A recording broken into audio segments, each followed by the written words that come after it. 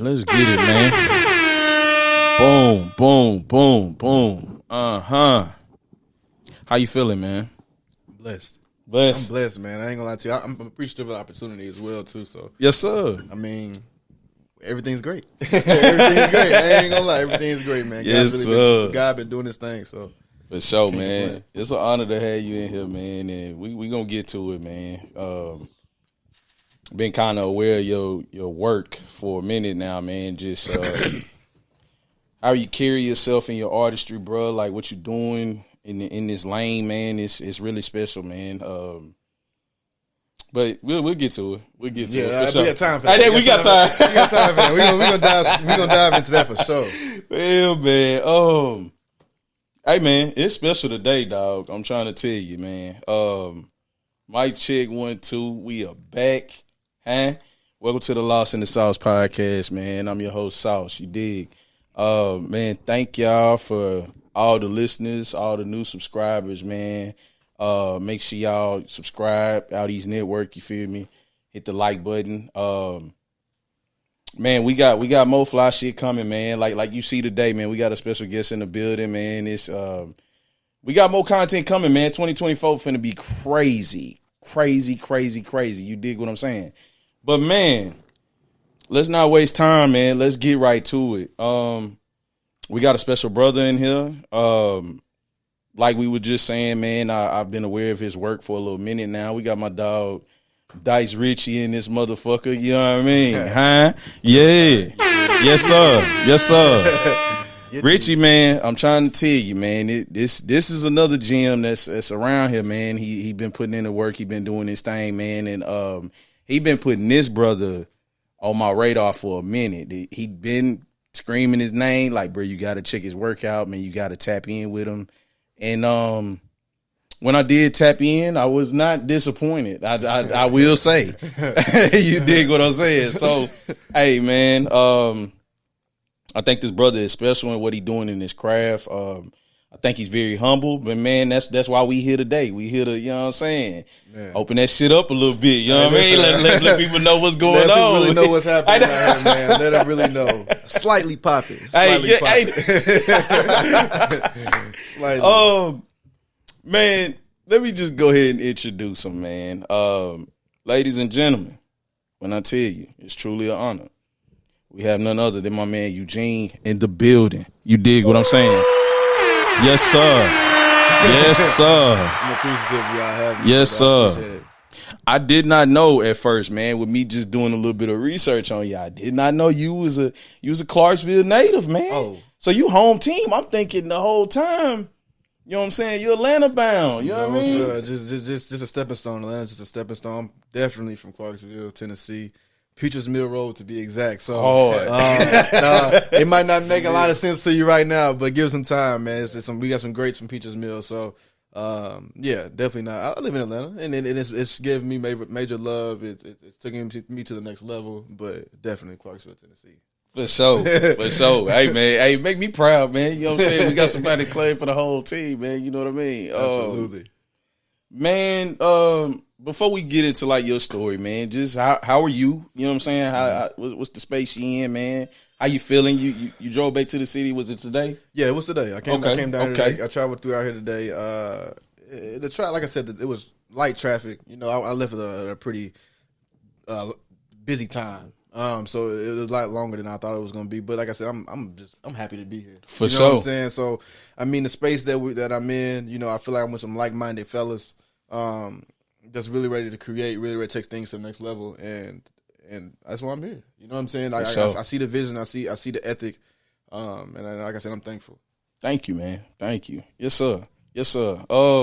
Man, I'll extend that same courtesy to you, Richie. How you feeling, bro? Oh man, you know I'm blessed to be here, bro. You too cool. Hey, Richie be in the cut. He be chilling. You know what I'm saying? Cool. He be chilling. He drop his hits. He get out the way. You know what I'm saying? He do his thing. Catch him man. while you can. Hey, I'm telling you. Catch him while you can. Because today's price, not tomorrow's price. You hear me? Huh? Yeah. Hold on. We talking that talk. Yeah. Hold on now. Say yes the first time. Yes, sir. Better say yes the first time.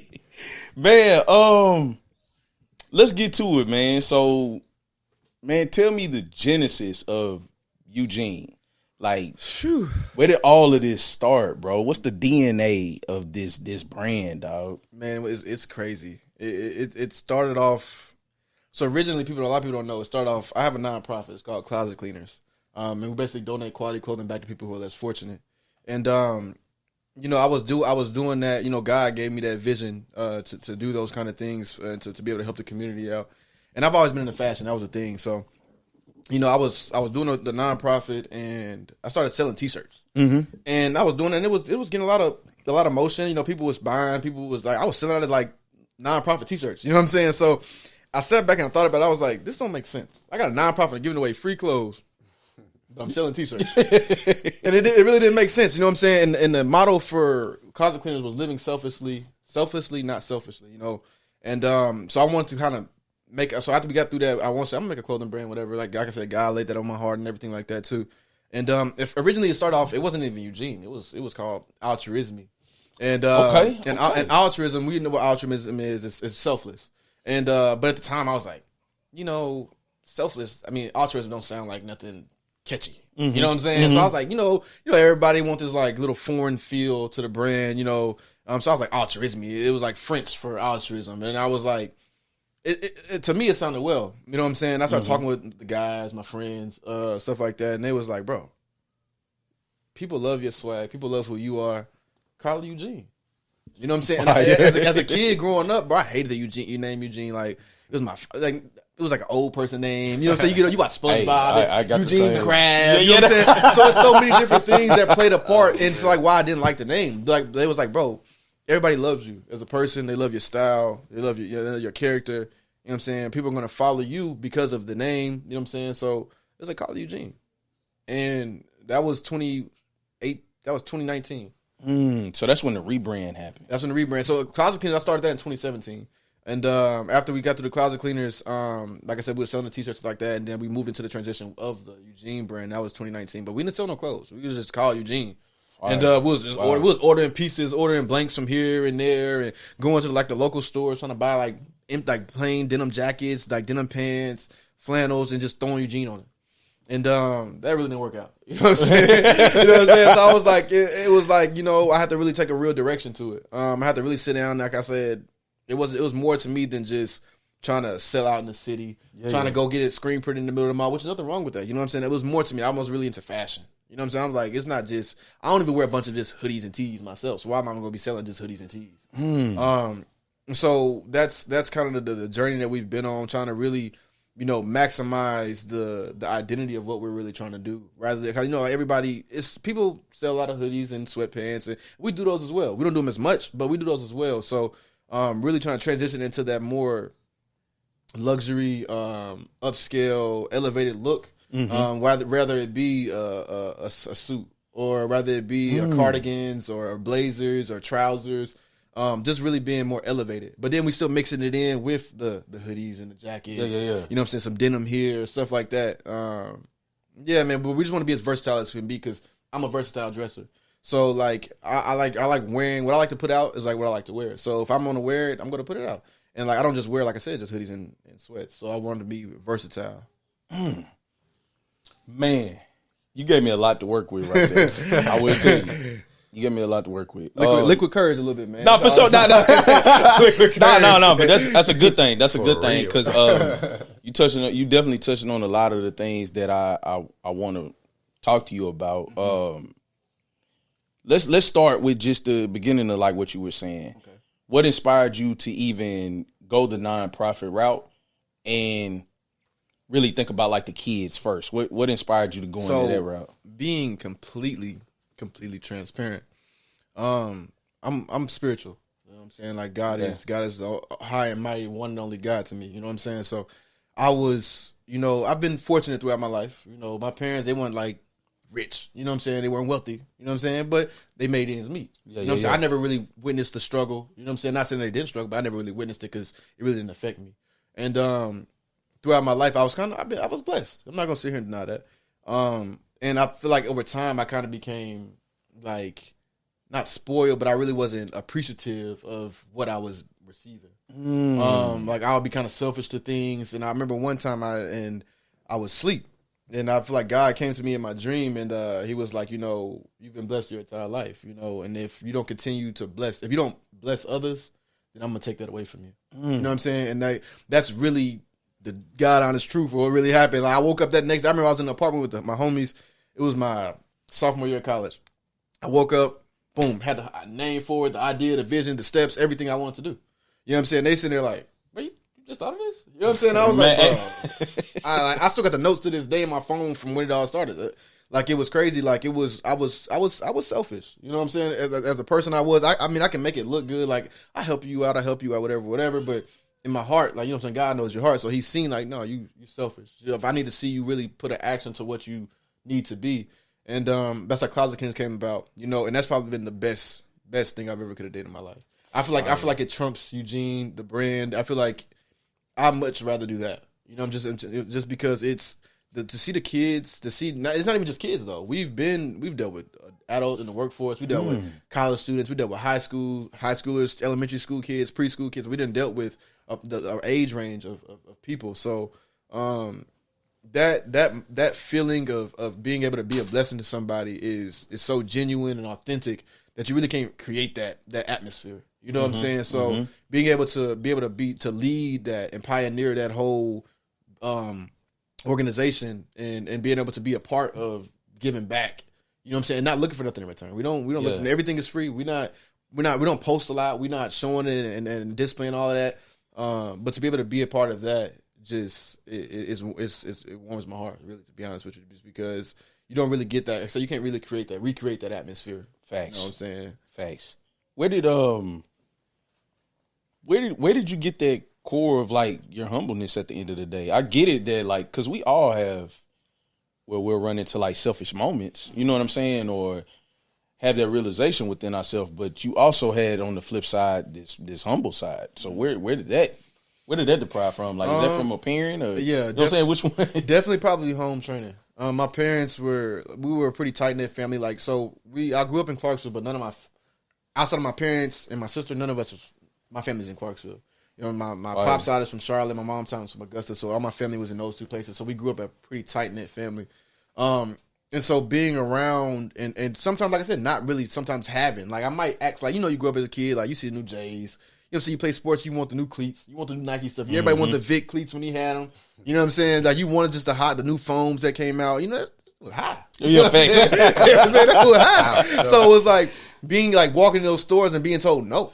You know what I'm saying? Or like just really just having empathy at a young age for other people who didn't have it. You know what I'm saying? I think that kind of sparked my interest. Like I said, I didn't hone on to it until I got older and God told me about it. But just being able to see other people, because I did go to a place. I lived in a neighborhood and I went to a school where less fortunate people were there. You know what I'm saying? Maybe 95% of the school was on free or reduced lunch. You know what I'm saying? So I seen that just being around it. Like my partners, it was people it was people I knew, I conversed with, all that stuff like that. So it was like I just kind of like it taught me to be, who am I? Who am I to be better than somebody else? You know what I'm saying? Like, who am I to tell them that I don't like their outfit or they don't look good or, you know what I'm saying? Like, who am I? Like, and that's why it kind of stuck with me from even then. Like, who am I to be saying I'm better than somebody else? You know what I'm saying? Like, what they doing is what they doing. What I'm doing is what I'm doing. But just because I might have more money or more followers or, you know what I'm saying, a big reputation, more popular, all those little things doesn't trump what they got going on. Facts. You know what I'm saying? They might be happy in heart, but I might be irritated every day, you know what I'm saying? Because I can't find peace. You know what I'm saying? I'm looking for solace, you know what I'm saying? But I can't get it. And they happy as can be. You know what I'm saying? So am I really a better person than them? Man, it's real. That's some great perspective, bro. That's some great perspective for sure. Man, yeah, that's dope.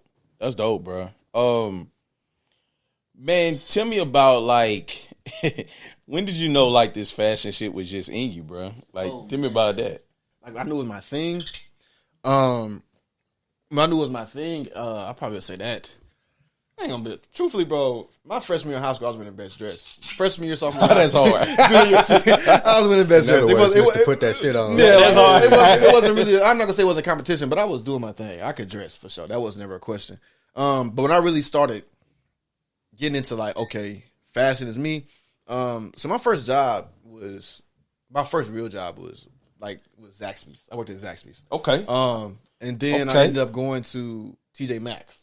So TJ Maxx is where, like, you know what I'm saying, back in high school, niggas love TJ Maxx. You know Yeah. Get your polo tee. Hey, that's where you can get the polos You know for what the I'm saying? You cheap. get you a polo, you know what I'm saying? You might get you, somebody get you another Nike jacket or something like that, or some Nike shorts or whatever. You might get you something cool, a nice little backpack. You might get anything out of there. So, like, it was a transition. I was at TJ Maxx. And then I got to college, I was at Dillard's.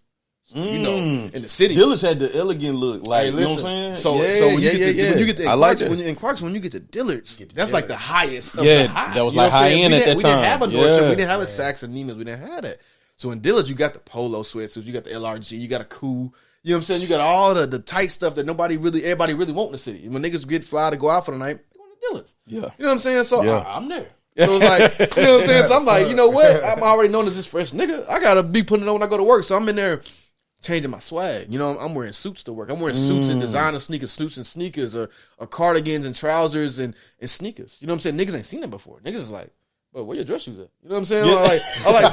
But this thing, like, I was one of the first people, like, even when I went to prom, like, I didn't wear a tux. You know what I'm saying? I had a blazer on, some trousers that was like cropped above my ankle. That's before niggas was really doing that. I had a trouser on, it was cropped above my ankle, and I had like a loafer on. You know what I'm saying? Like a penny loafer on. But everybody I went to prom with all wear tuxedos. You know what I'm saying? So I was doing that like my junior and senior in high school when I was going to prom. And then, like I said, as I got to college, it was just, you know, you in college now. So it's like, niggas, it's a fashion show. Niggas trying to be clean. You trying to either bump down on women or like you just trying to be a fly nigga. You know what I'm saying? So it's like you trying to have that whole little mixture of all this. You in college. You know what I'm saying? So it's like, how are you going to stand out from everybody else? So it's like, okay, bet. I need to pop it. I got to be fly. You know what I'm saying? So every time somebody see me, I got to be fly. And so I kind of made that up in my head. So every time I pop out, step out, I could be one of the Target or Walmart or the gas station to get some backwoods. I don't know. Matter. A nigga might see me. You know what I'm saying? So you got to head on, bro. Even if I got Nike Tech on, I'm like, all right, make sure my Nike Tech ain't got no stain on it. You know what I'm saying? You don't know who you might run into. You know what I'm saying? That really hit me, especially when I got to Atlanta. What? Okay. Now that's a huge jump. I know. Yeah. Atlanta, nah, that's hard. So like, bro, tell me about like, when did you know you needed to move and go to Atlanta? So after I left Dillard's, right? I was at Dillard's my whole time in college. I ended up getting this internship at Nordstrom in Nashville, and it was five white girls. Okay. You know what I'm saying? You know what I'm saying? Like they all went to like major schools, Notre Dame, Alabama, Georgia, Texas, major schools. You know what I'm saying? Then here I go. I went to Austin Peay. You know what I'm saying? Like my school got 10,000 people. You know what I'm saying? They got hundreds of thousands of people in their school. You know what I'm saying? So I'm sitting here like, okay, they come in, you know, speaking. Like I said, they white people. You know what I'm saying? Nothing against them or nothing. I love them. But like I said, there was just white girls and it was just me. You know what I'm saying? So I already kind of felt like dang, I don't know. Because like, it was an internship. It was like, so you get placed into this department, and then if you do good, you stay on. Mm-hmm. And if you don't, you know, obviously you get the boot. You know what I'm saying? Sure. So it's like, all right, tough crowd. That's tough game, man. Exactly. So Slick, I'm in competition with 5 other people. You know what I'm saying? And so like I already feel like I had the lower hand. You know, I was like, dang, I know they come in, they go in these big old degrees. You know what I'm saying? They went to school for fashion merchandise, fashion marketing. I was just a marketing major. You know what I'm saying? Like I was just in school, just be going to school for real. So you know what I'm saying? They in there. So it didn't click for you right then? Oh, bro. Like, all right, this is my calling. I need to be doing this. It didn't click in college, bro. I thought I was gonna be a football player. Okay. I was gonna be a football player. Yeah. Rich was telling me I thought I was gonna be a football player. Didn't work. So I said, you know, what I really want to do, I love history. You know what I'm saying? I'm a history fanatic. So I told myself I was gonna be a history major. You know what I'm saying? But then history majors don't make no bread. So I was like, you know what I'm saying? Unless I'm gonna be like a historian or something. I didn't want to live that lifestyle anyway. So I'm like, okay, bet I'm not gonna do that. And so like I was gonna do like some government job. You know what I'm saying? So I'm gonna travel around. I'm gonna do a government job. Just something to me to get on my feet till I figure out what I really want to do. Mm-hmm. So I'm not getting any of that. And so I was doing a little styling for a client. This is like my first styling thing ever. I did like a little small styling in the city and stuff, but this was like an actual person in Nashville I was styling. So I was in Nordstrom. I was in Nordstrom that day, and they was like talking about the internship, and I ended up applying. Like I said, that's how I ended up getting it. I actually got that call on my graduation day. I got home from graduation, and they called me. It's like, you got the internship, whatever, boom. And so throughout that entire summer, I wasn't doing nothing with Eugene. I wasn't dropping no pieces. I was just telling people like, yeah, I got a little brand. I didn't have no clothes to show a nigga. You know what I'm saying? I'm just saying I got a brand. And they're like, okay, bro. Like, but I was going to work fly. You know what I'm saying? I'm going to work different. They like, bro, he ain't got no brand. But if he did have a brand, I'll wear it. And so like I was building this reputation in Nordstrom. And so that's when I started being there. I started feeling fabrics. I started looking at the trends. I started looking at what do people with money buy?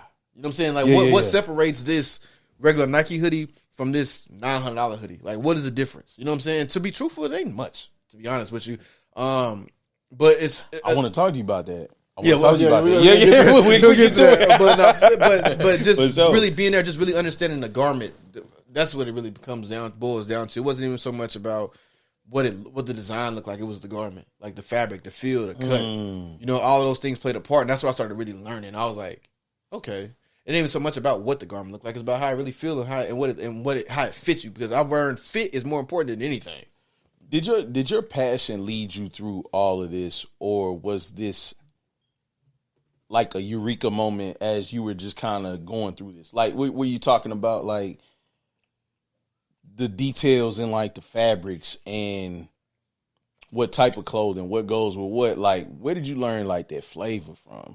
That's what I'm essentially asking. So I'm gonna say the flavor probably came when I was in Dillard's, because when I was in Dillard's, I worked in suits, and I had so you had to learn this. I had to learn. So like I can't. You want to sell it? I had to you learn gotta it. know. And I had a great mentor in Dillard's. His name was Mr. Patrick. He was a deacon. But he was super cool. Like, he understood I was in college. He understood I might call out. He understood I might not want to. Yeah, Mr. Patrick. That's a smooth brother. Hey, listen, bro. He taught me everything. He taught me everything I need to know about suits, right?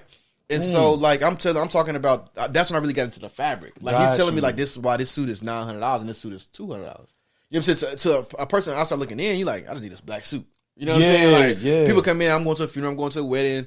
They be like, oh, this suit right here is navy. It looks just like this one. You know what I'm saying? But not knowing, like, as soon as I cut this suit open or I tailor it or you wear it twice, that suit's over with. You know what I'm saying? Like, and that's why I started really looking into, like, that kind of, the aspect as far as the garment. I really started understanding that. But then when I got to Nordstrom, you know, instead of a $900 suit, we're looking at $10,000 suits. You know what I'm saying? So now, like, these suits here is like, okay, this suit can be balled up. We can fold it up. We can run it over and it's not going to have a wrinkle in it.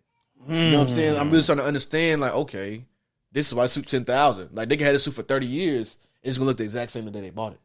You know what I'm saying? So that's when I really started getting into it. So I'm walking around. And so when I interned in there, I went straight to the designer suits. That's what I was working in.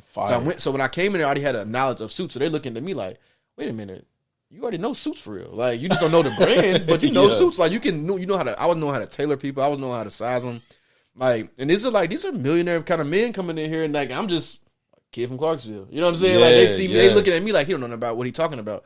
But then I started building a reputation. Now they like, okay, this guy get me fly. You know what I'm saying? Now they wives. Now real talk, they wives are coming in. They like, okay, you had my husband looking like this for this ball or whatever. Like, he needs another jacket. You know what I'm saying? I'm meeting all kind of people, bro. So it's like, I really said, you know what? I'm really good. I knew I was good at it already, but now it's like, okay, I'm the truth at this. Like, you know what I'm saying? Like, you know what I'm saying? I'm getting paid. I'm looking at my checks. I'm like, because you know those kind of stores is commission based.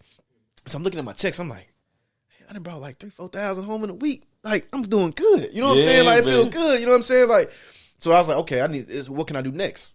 So after the internship is over, they got everybody get a position. You either, like I said, you either get the boot or you stay where you are. You get. I didn't know, but I didn't know is you can get promoted.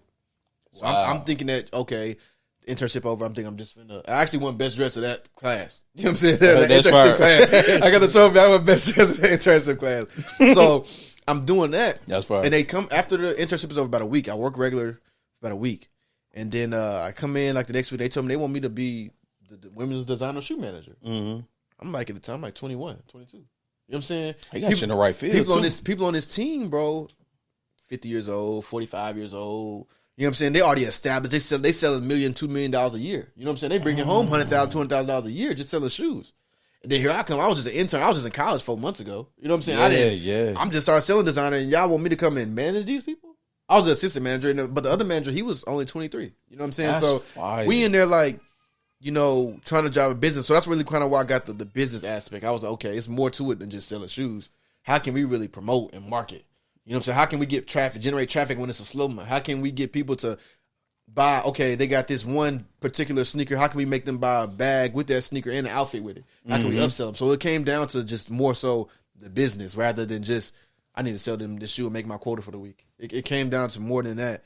And I think going through being a manager and being in this designer area, it really just taught me a lot. It taught me, like I said, that's when I started learning about the fabrics and the fields and the instruction of how everything needs to be ran. Even with the brand I have now, it helps me, and it taught me so much that I don't feel like, without having it, I don't feel like I would have known none of that shit. Man. Man. Let's speak on, like, with your brand, like with Eugene, bro. Me, myself, this is when I was convinced, and I'm like, all right, I got to talk to this brother because, Richie, he was telling me, you know what I'm saying, throwing it in my ear. And I definitely want to talk about y'all relationship, too. You know what I'm saying, just where y'all started. But he definitely was throwing that flavor at me, and like, nah, you need to tap in with this brand right here. This code. And so I took it upon myself to, go scavenge, go scaver through the website, see what I like. You know what I'm saying? Sure. Yeah. Found a little piece on there, man. Got it to me, and I have to say, you handle business pretty well, brother. You got it to me pretty quick. I appreciate that. I like that. I like the logistics. I have to tell you, there'd be a problem sometime with like supporting black businesses. It may not get to you as fast as you would like. Exactly. Bro, I want to throw that drip on immediately. You hear me? When I cut you off, bro. We was just talking about that. Yeah. That is the. I have to tell you, that's impressive, bro. I hate that. Like, you order something and it don't come till 5 months, 8 months later, like, bro. So it's no more. So it's like, because I think like when you in that type of mindset and you in that vibe, you may be thinking of it within that week or within, you know what I'm saying, within a 2 week span. I order some on a Monday. I'll expect it by Friday. Yeah. You know what I'm saying? I'm like, nigga, I'm trying to wear this weekend. Face. Like, you try to email the customer service, they ain't responding. You know what I'm saying? You're like, I'm just refund, then you don't get your money back for 2 weeks. You know what I'm saying? Like, if you get your money back, you know what I'm saying? So that's facts, man. So I had to tell you, man, I was really impressed with like getting it there that swiftly. And so, man, I finally got the garment out. I'm a sucker for like textures, bro. You know what I'm saying? So it's like getting my hands on that piece. Like, Lade even spoke to it. You feel me? Just the thickness of the hoodie. I was already impressed off the muscle. Right. Like, getting it out, pulling it up. I'm like, oh, this got some weight to it. Like, I love a good hoodie with some weight to it. You feel me? And then not only that, I was admiring, like, the cut design and how it was shaped. I'm like, all right, it's going to look good on me. You know what I'm saying? The patches, they were not like, they were... It was a lot of time and effort spent on this, bro. So I was, you know what I'm saying? Like, it was well money spent at the end of the day. You know what I'm saying? And so I'm like, this is impressive. So, like, speak to me and, you taking this time and paying attention to detail with not only with, like, the game that you learned early on, but just within your own brand itself. Like, taking it that serious, even down to the logistics part. Like, speak to me about that. Man, that they said, experience is the best teacher. Everything came with trial and error, brother. I ain't gonna lie. Like, starting off at the beginning, my first ever hoodie and outfits, bro. I think I ordered some shirts from Zara. Then I think I ordered some hoodies off, like some Gildan hoodies or whatever. Mm-hmm. And, people were supporting me. But I always told people, I was like, I don't want you to buy it. Don't buy it because you support me. Buy it because you like it. You know what I'm saying? I'd rather you just, you know what I'm saying? Bro, I'll support you. It's good, look good, whatever. Give me some good feedback. But if you don't like it, don't buy it. You know what I'm saying? I hate when people say, I want to support you, brother. I'm going to buy some. Nah, don't do that. I mean, I appreciate it, but I don't do that. I won't, because I can get it to somebody that might really want it. Not somebody that's supporting it. You know what I'm saying? So, like I said, it came from trial and error, but I failed so many times with quality. And I think that's where I learned that I said I never compromise the quality for anything. You know what I'm saying? I know some people, they try to really get something out. They really trying to rush. They trying to get their product out. They're like, I really want to drop this, but not really understanding that it's more to what's printed on that garment. You know what I'm saying? People actually, like, if I wash this, will it have fuzz balls all over it in two washes? Or will it shrink down 2 sizes once I'm done with it? You know what I'm saying? Like, will it fade after I dry? Like, it's so many things that people tie into those things that I can't compromise. You know what I'm saying? Because, like I said, I'm a really quality person. I love quality. I love luxury. You know what I'm saying? And so, like I said, being in those department stores and and seeing that people actually come in and spend this kind of money on these kind of pieces was at first it was absurd to me. Like, how did they spend $700 on a hoodie, bro? That's crazy. Like, this hoodie looks just like the one I just in PacSun. You know what I'm saying? For sure. But that hoodie is gonna last me a very long time, and sometimes it might not. That's the thing about the designer brand. Sometimes it might not last you. You know what I'm saying? But the ones that I was touching and feeling and understanding, and not really the ones I looked up to, no, those were quality. You know what I'm saying? Like I said, I never compromise the quality for $1. You know what I'm saying? Like I can't compromise. Like I'm not going to say, okay, I'm gonna get a lighter hoodie, a less heavy hoodie, a least heavy hoodie because I want to get it out sooner. You know what I'm saying? Like I'd rather wait those couple months to get something quality, you know, and make sure that it's displayed the right way and it's fitted the right way. Like you said, you know it's gonna fit on you the right way. I'd rather take those times and take those extra steps to manufacturing those type of things rather than just say, let me just get this Gildan hoodie real quick and get Rich or Die Trying on it. Yeah, you know what I'm saying? yeah, for sure. Like, you know what I'm saying? Like people sure. do that. You know what I'm saying? I didn't never want to be a part of it. I really want to separate the brand from just something everyday brand that people see. Hard. I want it to be an experience, a moment that they felt when they got it. Like how you say, I felt it, bro. I felt it. I touched it. I seen the weight on it. Like I want you to be when you grab it out of that bag or that plastic, whatever you looking at it through, you can really be like examining it rather than okay, bet this hoodie. All right, bet cool. You know what I'm saying? You throw it down on the bed and keep on going. Now I want you to be like, God damn, bro, I need a fit for that. I need some jeans for these. You know what I'm saying? You know what I'm saying? I want you to feel that way. Hey, and I tell you, boy, I put that shit on that night, man. I got a lot of compliments, baby. I'm telling you, hey, appreciative of that, brother. And price was up, Jack. I'm telling you, hey, you know what I mean? Tell me about, man, like your relationship with Richie, man, because man, this is one of the most solid brothers I done been tapped in with for a minute, and so like for him to even put me onto your radar, bro, it also just speaks to the character of him. So I'm curious of how y'all met because man, I fuck with Richie heavy, man, and shit, but how highly he spoke of you. Hey man, it's everything that he's saying, man. Man, I want to say, so you call him Rich, I call him Fort. Hey, you know what I'm saying? I call him Fort, but you know what I'm saying? I've been knowing Fort since probably like Pee Wee football days. You know what I'm saying? Maybe whatever comes Pee Wee, Mighty Mike, I think. Yeah. You know what I'm saying?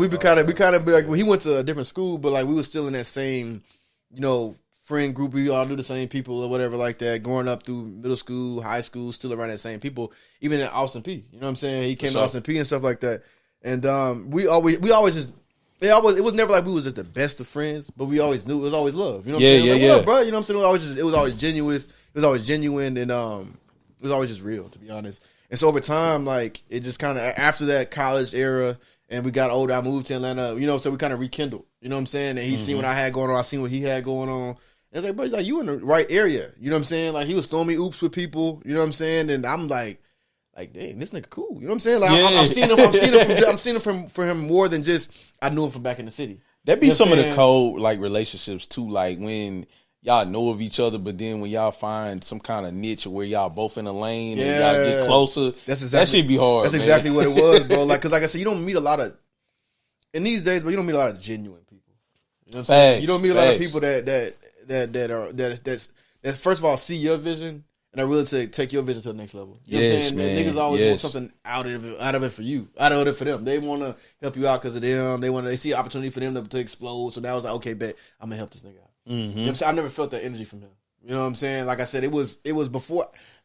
To me, like the brand ain't nowhere near where I would ever want it to be. You know what I'm saying? Like we got a long way to go, but to have people on your side that can see that vision when it's not their vision. It's not their vision. You know what I'm saying? They got to think this idea was given to me. So, like, to have people on your team that can see that, nah, bro, we got a long way, but we on the way. You know what I'm saying? The people that can mention your name in a room that you're not even involved with. You know what I'm saying? That you can't pay for that kind of access. You can't pay for that kind of relationship with people. I mean, it's priceless, but who wants to pay for something like priceless. That? You know what I'm saying? So, like I said, it was just, like I said, it's always been love. It's always been a genuine connection that we had. But like I said, after we found that common ground, it was like, oh, yeah, let's get to work. Let's do it, bro. Like, what are we doing? Like, it came like that. It came like, what are we doing, fool? Like, we got to make this happen. And ever since then, that's kind of where it's been. Like, man. Got to take it to the next level. He keep iron sharpen iron, really. He keep me on my toes. I keep him on his toes. Like, we bounce ideas off of each other. Like, it's always a good time. It's always a knowledgeable, informative time. You know what I'm saying? So, like I said, you can't ask for that. You can't pay for that. Not a genuine at least. Man. You know what I'm saying? So I'm appreciative. Like, that's why I'm here right now. You know what I'm saying? Hey, man. So it's Love, like, babe. I'm appreciative. You know Love. what I'm saying? So it's, I really can't, I don't really have much else. Like, it's real. That's And special, I appreciate man. real stuff. That's hard, man. Man, so I think it's so fast forwarding back to where like you got in Atlanta. Okay. It sounds like from how like I'm hearing from, you know, my perspective is like, man, you went down there and you just started going crazy. No. So like Dude. So tell me, What happened? how did So- just take me through the timeline of that, So bro. how I even got to Atlanta, bro, I was in Nordstrom. And so this is pre-pandemic. So Atlanta's Nordstrom doesn't have, well, at the time they didn't have designer. Mm-hmm. And so they was trying to transfer me to Nordstrom in Atlanta from Nashville to put the designer in the store. And so I get out there. They transfer me out there. Fire. Pandemic hit. They dismantled the whole thing. Ooh. Right? So I'm down in Atlanta working as a regular salesperson. You know what I'm saying? I was just a designer shoe manager. Yeah. I was selling yeah. designer. You know what I'm saying? But now I'm coming down here, I'm selling Echo. Mm-hmm. I'm selling New Balances. You know what I'm saying? So it's like, I'm sitting there, I'm going to work. Brothers, I'm going to work fresh as hell. You know, I'm in Atlanta. Hey, man. Y'all know during the pandemic, Atlanta was like the only open place. It was turned. Right? So it's like, Everybody was still outside, bro. Bro, listen, everybody named mama outside. Did you visit? I mean, throw y'all, but did you visit like Magic? Or you go in any of them? Oh, we're going to get to that. Come on, listen. Hey, Atlanta treated me well when I went down there, baby. I'm telling you, man, it's like, nice. So like, bro, I'm down there fresh as hell every day, right? I'm watching. So to get through Nordstrom, you got to walk through Nordstrom to go into like Saks and Gucci and Yes. Balenciaga. So all the celebrities walking through Nordstrom. I'm fresh as hell, but we don't sell shit. Like I said, we got Chucks, Echo, Nike, Yeah. New Balance. I'm over here like, niggas Yeah. ain't trying to buy this shit. Like, Hey, man. like niggas, this is PPP time, scamdemic time. You know what I'm saying? Scamdemic. So niggas is walking to Saks. Niggas is getting off. You Niggas gonna They drop getting to it, baby. 10 racks. Niggas gonna drop they 10 in racks their bag. today in Saks. You know what I'm saying? Like I said, this is commission based. So Yeah. niggas gonna spend that 10 quick. Yeah. Quick. Yeah. They gonna be back Get it tomorrow gone. spend 15. Yeah. And I'm sitting there just like this, fresh as hell. Hey. Damn. You know what I'm saying? So but that happened like that went on for like 2-3 months. 2-3 months, bro. And then like Saks was just going too crazy. It was overflowed, but they had like lines outside in the store in the morning time. Like it was just like lines wrapped around the department. You couldn't even walk into the department until, you know what I'm saying, it was somebody available to help. So, bro, I was at Nordstrom one day, and one of the people that worked at Saks came and got me. I was like, bro, you're like your aesthetic, you know what I'm saying, your aura feels like you just need to be somewhere else. And I was like, but you don't even know why. Bro, like, You read my mind. bro, you read my mind, bro. Like, and he was like, but this is what he said. He said, but I ain't gonna tell you. He said, don't tell too many people, but they hiring, right? Ooh, So I'm like, that's okay, hard. bet. You know what I'm saying? I get in there, bro. I got an interview, but she came back same day. We want to hire you. I'm saying like, bet. You know what I'm saying? I'm telling her Hard. like, in the interview, I'm killing it. You know what I'm saying? I'm telling where I came from. I'm like, man, in Nashville, I was doing this, and that. Like, this store is basically what I did already. I'm killing it. Facts. So I go designer women's shoes, bro. It was over with. Man. It was over with, bro. Designer women's shoes, man. Man, that shit crazy. It went up. It was crazy, bro. Like but it was wild, fool. It was crazy. Like I'm talking about, like you was really bringing home so much money, bro. Like you was like, damn, And they getting money in that city, man. Bro, like- you like- smooth too. bro. It was crazy. Like I said, but it was crazy. It's a win-win. It was so crazy. I'm talking about like you have 5, 6, 7 customers at one time. You know what I'm saying? Ooh. Spending $1,000. Fire. You know what I'm saying? So you 60, 70K weeks. You know what I'm saying? Walking out the door. You know what I'm saying? You getting commission. You come bringing home $4,000 on every Friday. Man. You know what I'm saying, bro? Magic Like, City for sure. Hey, man, you what? hear me? You know what Hey, I I'm spent a saying? good bag. I spent a good mortgage. Like, but you I ain't gonna hold you, baby. got the mortgage. See, but the thing I learned about Atlanta, bro. The thing I learned about Atlanta can chew you up and spit you out quick, Talk to me about it. bro. Atlanta's a fast-paced place. I'm from Clarksville, right?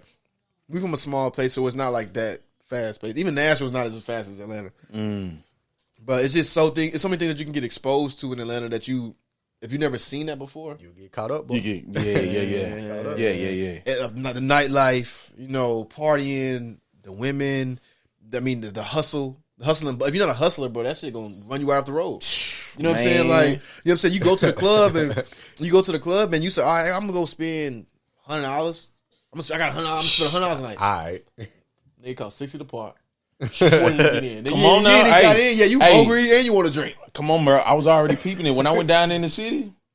I was already looking at the ecosystem and how shit was moving. It was like, all right, you already taking a cut for doing that, like for getting the ones. You know what I'm saying? I'm in the strip club, Bro, so I like, you give them 100, they give you back 90. come on now. I'm saying like, damn. So I'm like, oh, okay, y'all moving different down here. And if you want to talk to something, it's gonna cost you too. It's gonna cost you. It ain't free to talk. Like I said, you paying $60 a park. You're not even monitoring the parking lot. Bro. Niggas just telling you to park over there, Bro, and I gotta pay you $60. Crazy. I'm saying I spent $100 and I ain't even got a drink. I ain't even Nothing. got no food. Bro. You know what I'm saying? I ain't even saying I seen a little pretty lady. I ain't even bought nothing yet. And that's the first spot. That's the first spot. It's 9:30. I ain't even goddamn. I ain't Party even 100 deep. Yeah, that's what I'm saying, bro. Man. I ain't fired up yet. Like we over here just sober as hell. Man, what? Spent $100. That's rough, baby. Out the gate. So it's like, man, You gotta be built different to be out there, man. different, bro. It's like I said, it's a hustle and bustle. But what I will say is, if you can weather the storm, bro, it's beneficial to you. How long did it take you to adapt to that culture and then turn it into what we see now? Go ahead, my fault. It's just me just doing my research on you, bro. You definitely got motion, bro. You doing what you supposed to be doing. You getting in them rooms that you supposed to be getting in, and you doing it with class and with respect. You know what I'm saying? So it's like anybody that I'm seeing that's fucking with you, it look like it's out of respect, and you can tell that it's oozing through that. You know what I'm saying? It's anybody that I have a relationship with is love. Like none of my relationships with anybody in the industry or just friends is fabricated, bro. Everything I don't move like that. You know what I'm saying? Like it won't even be the fact that I have to cut you off. I'm just not gonna respond. We're not just gonna talk. You know what I'm saying? We ain't gonna click like that. You know what I'm saying? So like in my conversation, it just be too. Either I'm not gonna be interested in what we talking about, or you just gonna realize that this nigga don't care. You know what I'm saying? But it ain't like I don't care. Our energy just don't match together for us to be having a relationship as far as business or just a friendship. But my fault, bro. Ask the question again. I done got the rambling and shit. No. You was here. You was in the pocket. I ain't gonna hold you, baby. You was in the pocket. You were cooking. Hey, cause look, I was just talking about just how you carry yourself and how you maneuver just within that space. Like, you made the connections that you need to make. So it's like, all right, Atlanta didn't chew you up and spit you out type shit. They chewed me up. You weathered the storm. You weathered the storm. How I'm seeing now. Because any city gonna chew you up and spit you out type shit. You know what I'm saying? But it's just like, who gets the last laugh? Right. And it's like you figured it out, like down to the science, to get yourself into the position to where not only can you work how you want to work, but you can also dream bigger now. Absolutely. You know what I'm saying? The goals probably done changed. Oh, but you know what I'm saying? being there, but see, it's like I said, it's Black Hollywood. You know what I'm saying? So you seeing successful black people. You seeing that's not scamming or rapping or hooping or selling drugs. It's not none of that shit. Niggas is business owners, maybe own oil, lawyers, doctors, real estate. You know what I'm saying? Like, you know what I'm saying? Just entrepreneurs. You know what I'm saying? They just restaurant owner, but it's just so like you see that shit, and so like you like, damn, niggas got Phantoms and Maybachs. You know what I'm saying? McLarens. You see it enough times, you gonna be like, I need it. You know what I'm saying? And it'd be niggas younger than you. Yeah. You know what I'm saying? Man. Like, so you see that shit and be like, damn.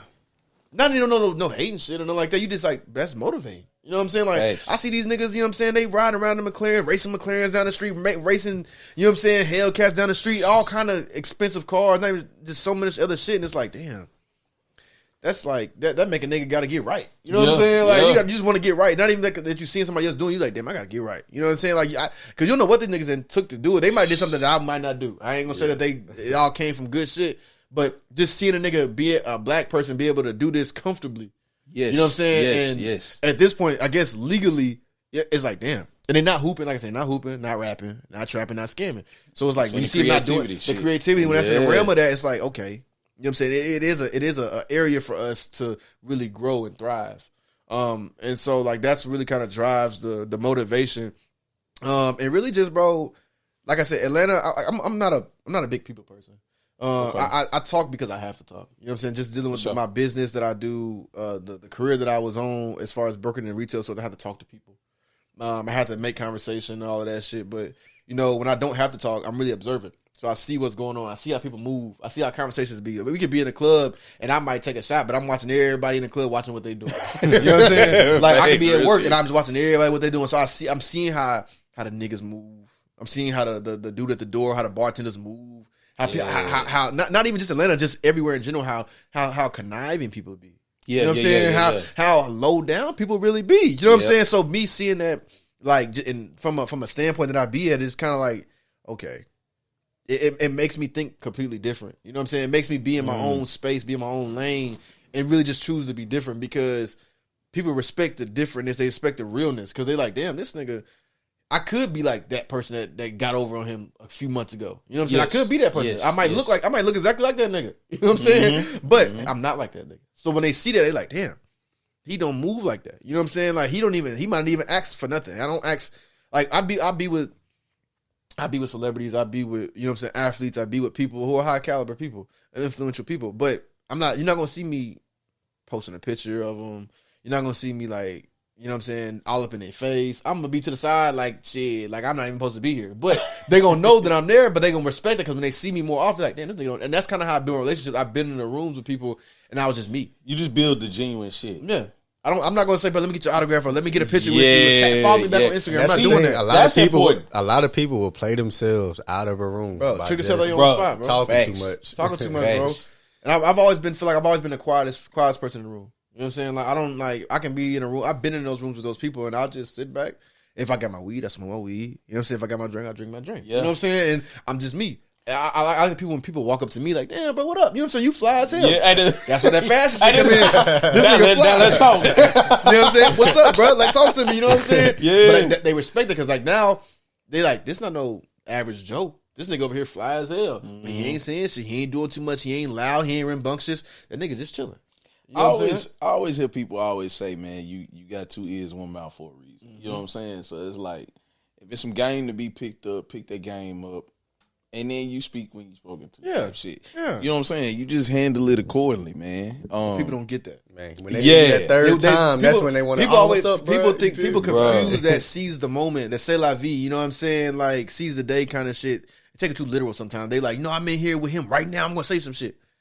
That nigga might not even be feeling the energy right now. Man, you know what I'm saying? Like you might, but it's the thing. But I'm a stiffler on what's meant to be is meant to be. You know what I'm saying? Facts, if I see him today and I don't speak to him today and I don't never see him again, it just be what it be. You know what I'm saying? I wasn't supposed to, because if I was never gonna see him again and I knew that, I would have talked to him. You know what I'm saying? So people just don't analyze and read. I'm a read the room person. People don't read the room, bro. It's so important. They don't read the room. That's so important. And I also think like this just me in my own brain. Like now, especially when I just kind of continue to move and grow further in like the industry, people just want to be treated regular type shit. You know what I'm saying? Yeah. So it's like, bro, if you ain't over there doing all that weird ass shit, like fanning out, nigga, I'm still human, bro. I still get hungry. I still do this. I still do that, bro. You know what I'm saying? So just goddamn be cool, chill. You know what I'm saying? When it's time for us to interact, we'll interact. Yeah. You know when is that time? I'm a timing person, bro. All the thing that's happening to me is timing. Man, come on now. I ain't do nothing else. I ain't stepping out of my lane. You know what I'm saying? So, but like I said, people don't get that. They want to take advantage. They want to take the opportunity right now because it seems like it's the only opportunity. But this might not even be the opportunity for you. You know what I'm saying? But they don't want to get into that deep. You know what I'm saying? They're like, nah, nigga, he right here, right now. I'm gonna do it. All right, bet. Go ahead. You know what I'm saying? And now you come back over here like, damn, nigga, you mean as hell. That nigga, they told me to move security, push me out the way. You know what I'm saying? Now you come back. Picture with me. I told him I was a fan, bro. But niggas don't see that. Now they bad mouthing the person when the nigga just didn't want to be bothered. But if you'd have read the room, you'd have seen like, look at his face, bro. Or look, but he's covered up. He got security around him. He's not trying to be bothered. But leave that man alone, or leave that girl alone, whatever it might be. Leave him alone. Fact. know what I'm saying? But people don't get that. They think that that's where home training come in. Yeah. You feel me? Like, all that shit plays a part, bro. A lot of y'all ain't home trained. You know what? Yeah, I got Richie in the bag now. Hold on.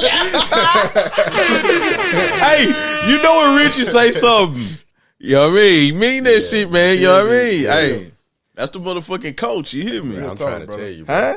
Yeah. I be seeing folks act out of body. Like, come on, bro. Relax. You scaring the hoe, bro. Hey, you gotta just relax, that's bro. the worst, nigga. Bro, oh, my God. Bro. You pressuring too much, bro. Doing too much, bro. The room uncomfortable. And then you gotta also know people, like, you gotta know the kind of niggas that you might be around. You know what I'm saying? Like, you might it might be some like you might be in some room with niggas that lunatics, bro.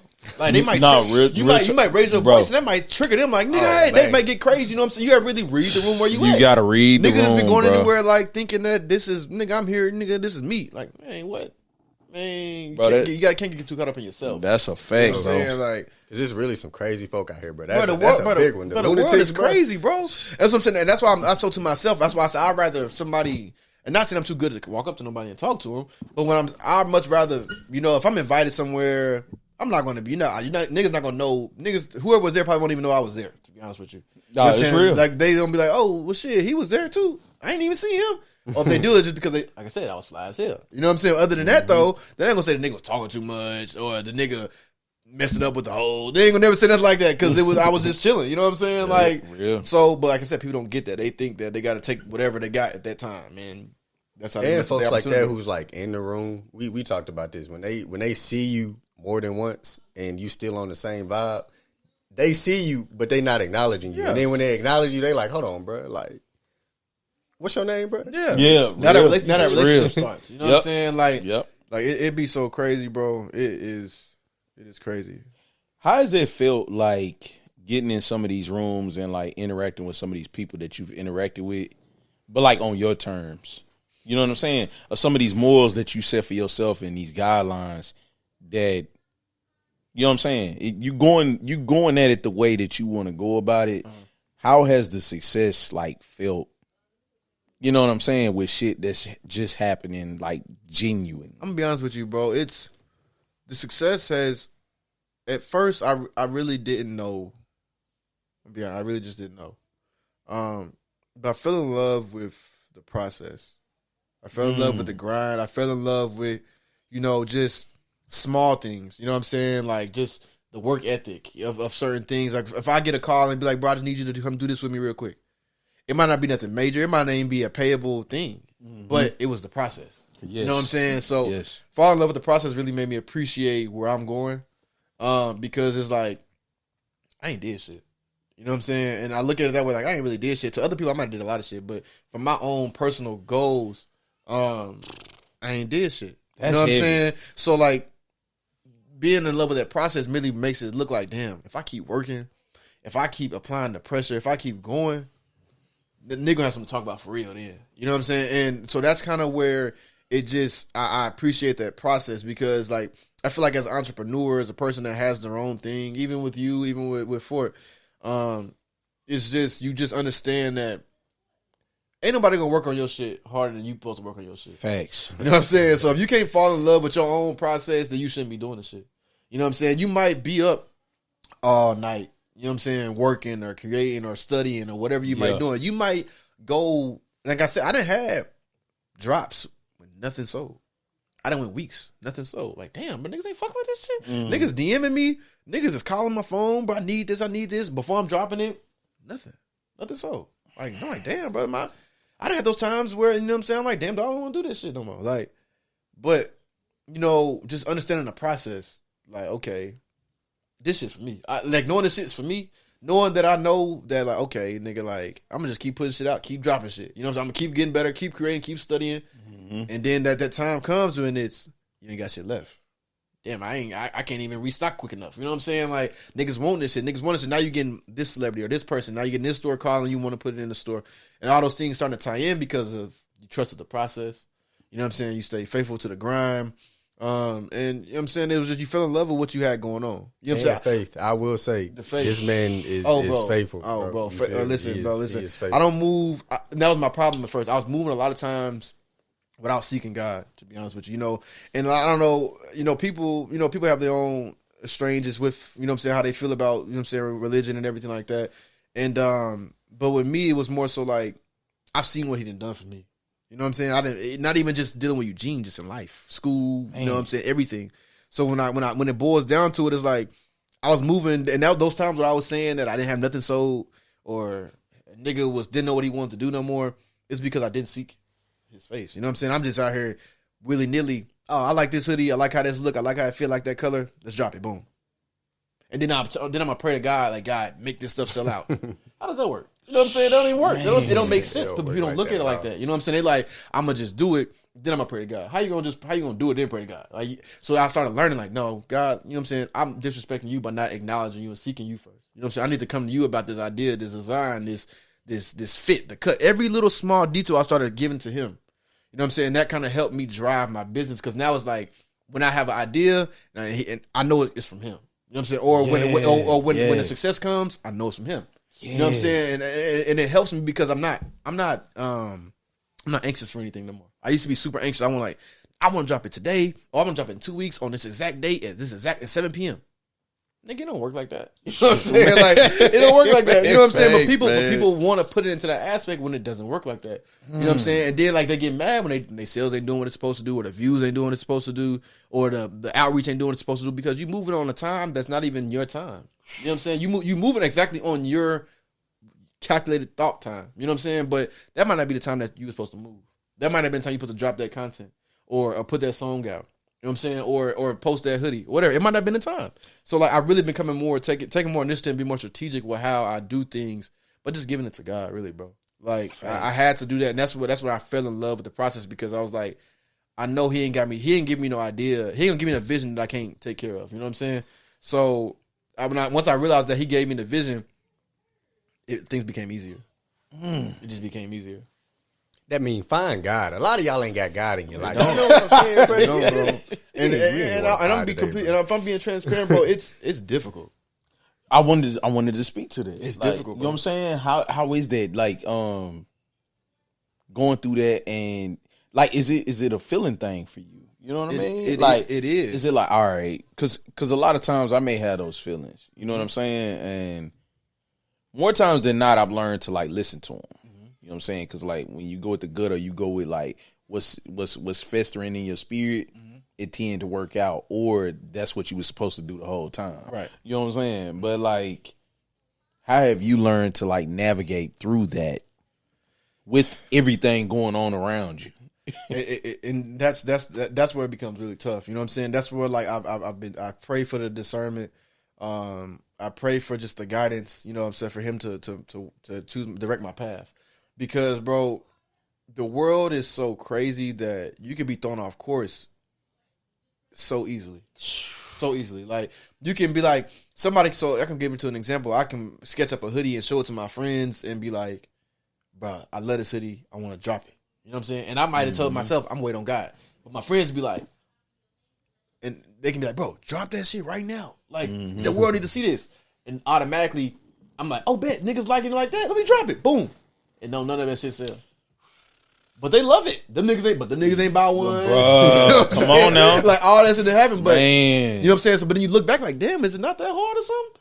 But it wasn't even that. It was the fact that, you know, you didn't even wait on God. You didn't trust God. You know what I'm saying? You said that you was going to wait on him. You was going to trust on him.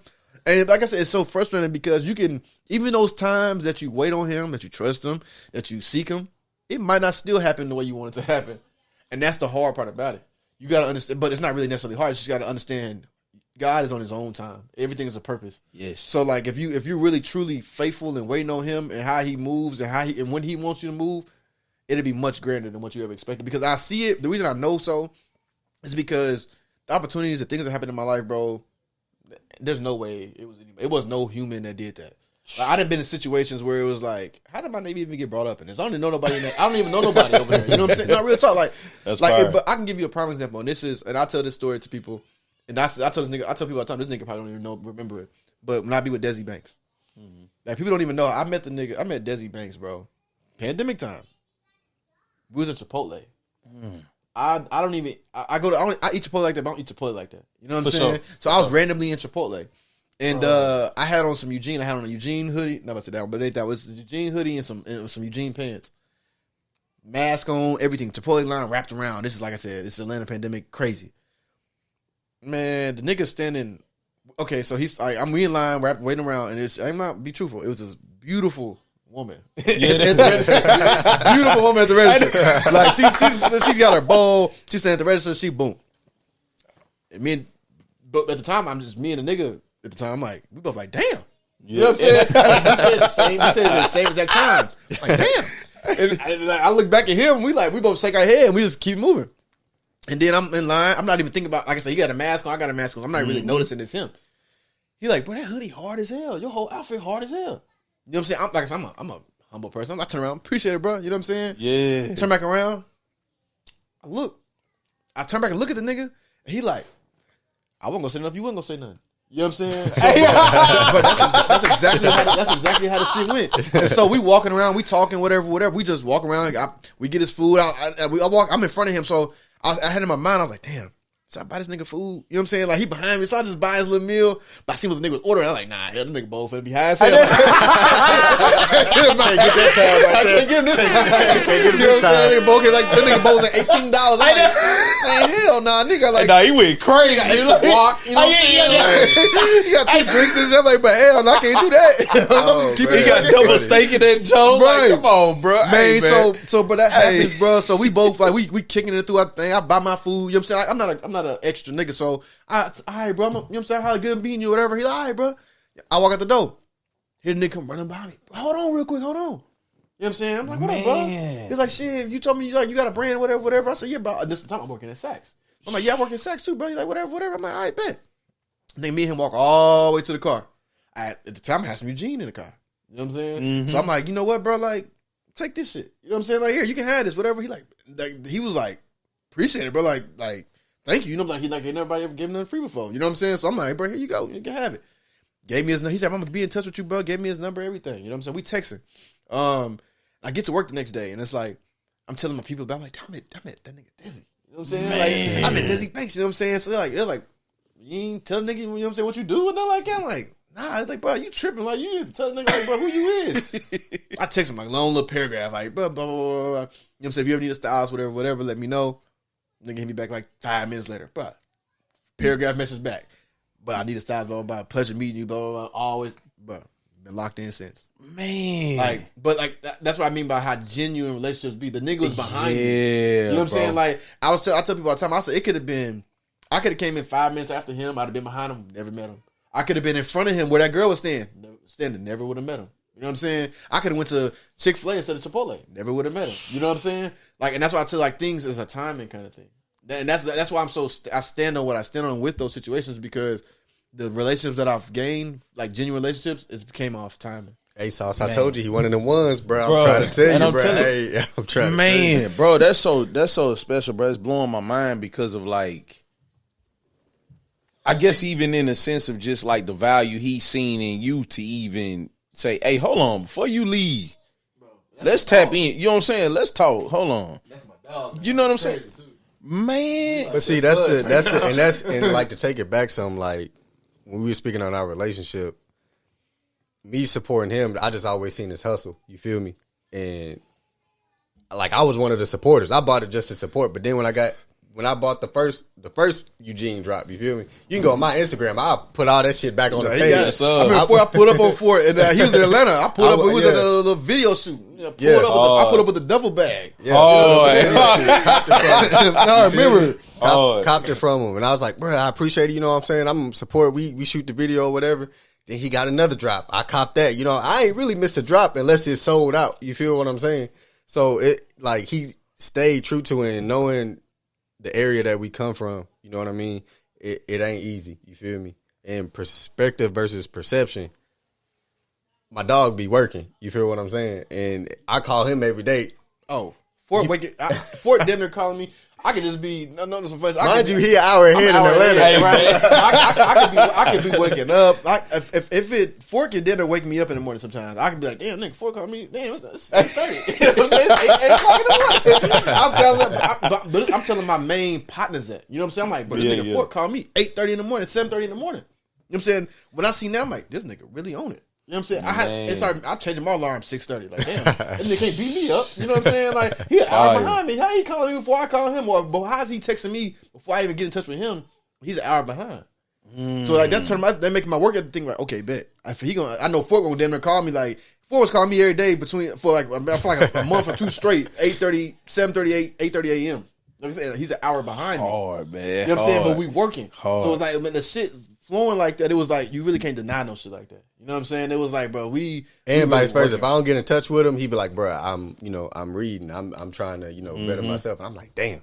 Like, bro, I'm really. Let me go. I'm reading, bro. I'm trying to gain my knowledge. You know what I'm saying? Just because, like, I feel like if you want to elevate yourself and be a better person, not just in your industry but in this world, you got to do a lot of reading. You know what I'm saying? You got to read just because you got to have knowledge. You know what I'm saying? Niggas don't know shit. That's to be honest, like niggas don't be knowing nothing. Niggas be really just having a lip service talking. You know what I'm saying? And don't be talking about nothing. You know what I'm saying? So everything be opinion based. And I'm not even talking about you got to know about stocks and and all of that. So I'm talking about just general knowledge. Yes. General knowledge. I mean, they say common sense ain't so common. It ain't even about it being common. It's just the fact that niggas just don't really be trying to learn anything.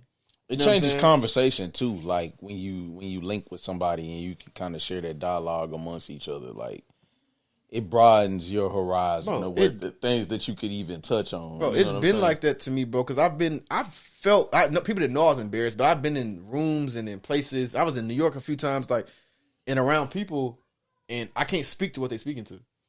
Man, I can't relate to what they're talking about. And so that to me, that's embarrassing to me. I'm like, damn, like that's like a bad film. I'm like, damn, like these niggas the same age as me or a little older, but I don't know what the hell them niggas talking about. You know what I'm saying? Like, I'm like, bro, them niggas talking like we was at. I remember we was in an Italian restaurant, bro, and them niggas my age and like they regular people. You know what I'm saying? Them niggas reading the shit. You know what I'm saying? Speaking like fluently, like shit, like they speak Italian. You know what I'm saying? Mm-hmm. We in the restaurants, we in the city, we in different places, and them niggas are talking about things that I don't have no clue about. I'm like, what the fuck y'all niggas talking about? Like, but they talking about it, so we're like, damn, I never wanted to experience that again. I was like, damn, nigga ain't finna outdo me. A nigga ain't finna outsmart me. You know what I'm saying? Man. Like, because when I talk, I like to sound. I mean, I want to sound elevated. I want to use words that people can. Shit, if you want to, like, damn, what that nigga said? Because when somebody do that with me, I'm like, damn, that sparks interest in me. Because I'm like, damn, I never heard that word. So I want to know how he used it, and so I can use it next time. And I'll take it back too. Like we had a last time I was in the city in Atlanta. Me and him had a conversation in the car. I think we were going to get food or something. And the conversation that we had was just past the brand. It was really just about elevation. You know what I mean? And that was the core of the conversation. Just elevation. How can we level up? And when you have conversations like that, you can't have conversations like that with everybody. You know what I mean? Facts. Facts. Sometimes folks just be here and you're trying to be here and they don't really see what's going on. You feel me? Mm-hmm. And with that, that's really the core of our relationship is how can we better each other?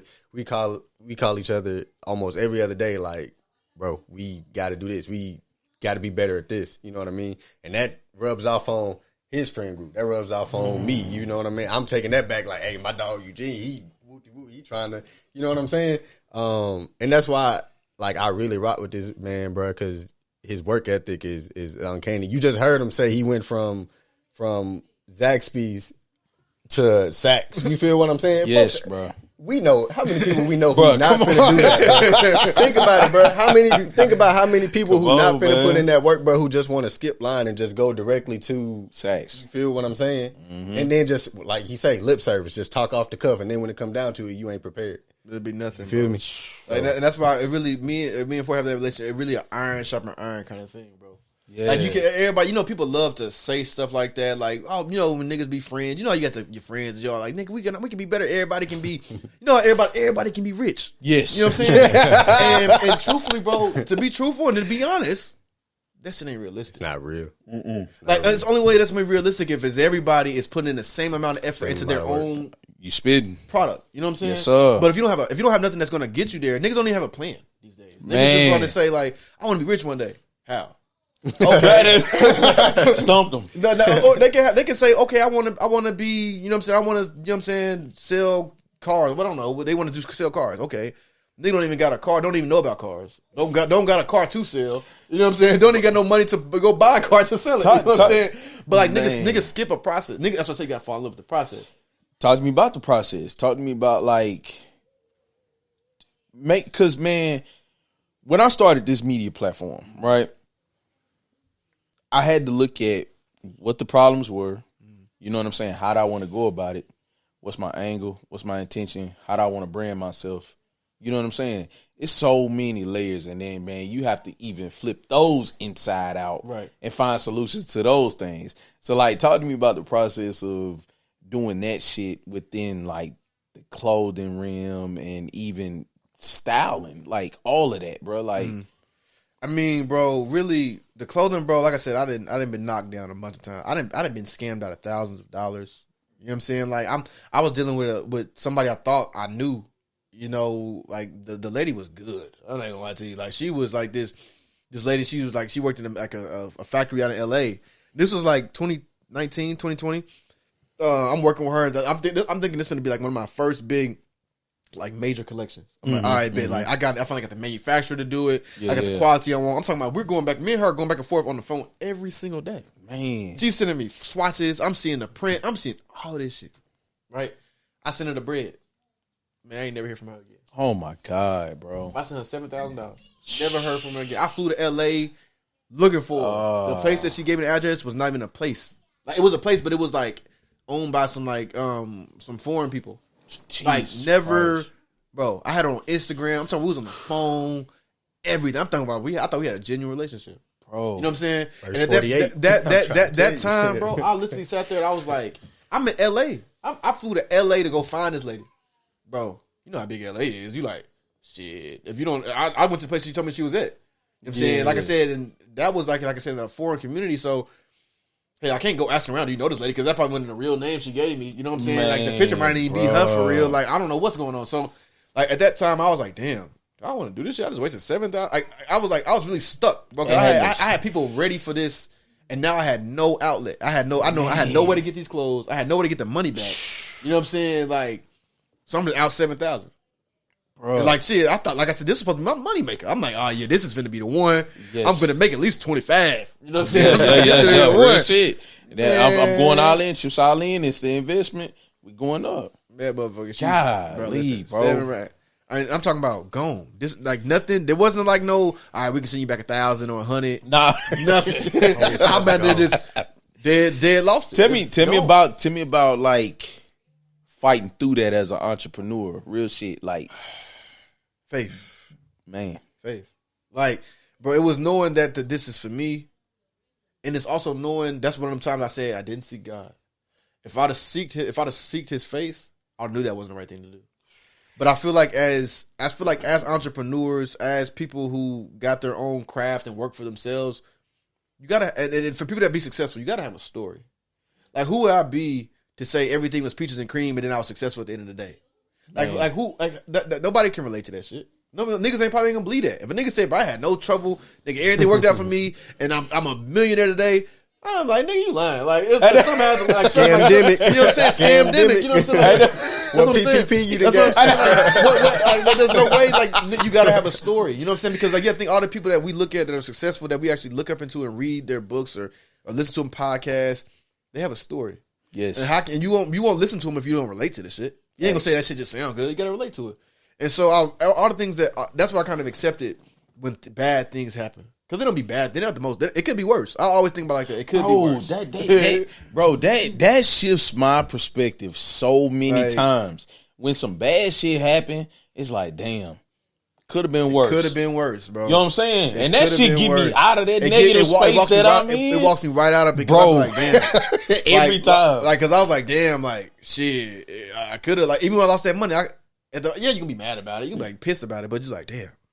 Shit, it could have been 10. Hell, but or like, you know what I'm saying? But like I said, over time, like now as I think about it, even things that still happen, excuse me, even the things that still happen, I'd be like, damn, it just could have been worse. You know what I'm saying? So like, and like I said, it's a part of my story. It's a part of my journey. So when I am successful, when that time does happen, I can tell a nigga, shit, bro. I can tell them my experience of why I not to do that. I mean, that's what we all supposed to be for. We're supposed to be learning to where we can get the same information and the same game back to people who come up behind us. Yes. And so like my experiences, and other niggas might not have experienced this. You know what I'm saying? But my experiences, I know it's some real shit. So I want niggas to back as they come up behind me, people from the city that want to make their own brands, or people that want to be a stylist. And they don't even gotta be from my city; they can be from anywhere. And they reach out. It's like, damn, like what did you do? And I can give them that same game that nobody gave me. You know what I'm saying? Because coming from Clarksville, bro, there's nobody there want to be a fashion designer or a stylist. I had nobody teaching me that shit. I'm doing all this shit just off the strength of me just going on and doing what I do. I'm gonna tell you what's in Clarksville: sports or the military. Yeah, that's real. That's it. That's the two. So it's like, but being that, and I know people from the city look up to me for this shit. So it's like when they want to reach out to me, like, yeah, like, Jizzle, what did you? You know what I'm saying? How did you do this? Whatever. I can give them some real game. You know what I'm saying? Now it's up to them; they're gonna accept it or not. But the game is gonna be genuine, and you know, I can tell you, nigga, be 100. I lost thousands of dollars trying to do this shit. Because like I said, you can't. I don't know anybody that's successful that didn't lose shit. They had to sacrifice something. Real shit. You know what I'm saying? And that's what I'm learning with me. I have to sacrifice certain things to be able to get to where I want to get to. And like I said, it's difficult. But hell, like I said, the journey is at the top. It's at the top. Everybody can't be at the top. You know what I'm saying? And what's crazy is, bro, it's just crazy for me, like my perspective of just seeing him, his growth, and then you got Tim, who's also from the city, who just performed in front of 20, 30,000 people, bro. Like, people in Clarksville, and I say this with respect, but you don't see them doing music. You don't see them doing fashion. You don't see them doing arts. Like I said, bro, it's sports and it's the military. You know what I mean? And nothing against sports. We got great athletes coming out here. Shout out Jalen Reeves-Maven. Congrats on the Pro Bowl, bro. But you feel what I'm saying? Think about what he's saying as an entrepreneur, as someone being a creative, getting that idea out there, landing that, taking that L. I know folks who would have crashed out over that set. Bruh, on me? I would have crashed out for sure. I would have been in first 48, John Wick. I would have found it on soul. Real shit. So, but it's bro, it's like just really, and that's what when I figured out I was a person to myself. It really, I gained a lot of patience. You know, I pray for patience. I understand you're not supposed to pay for that. You know, just because God will make you really wait for something. He gonna test it. Yeah, he gonna test you. So I started praying for the ability to be patient in situations, and it helped me out just because when things didn't happen when the time when I wanted them to happen, like now I don't even put an expectation on shit.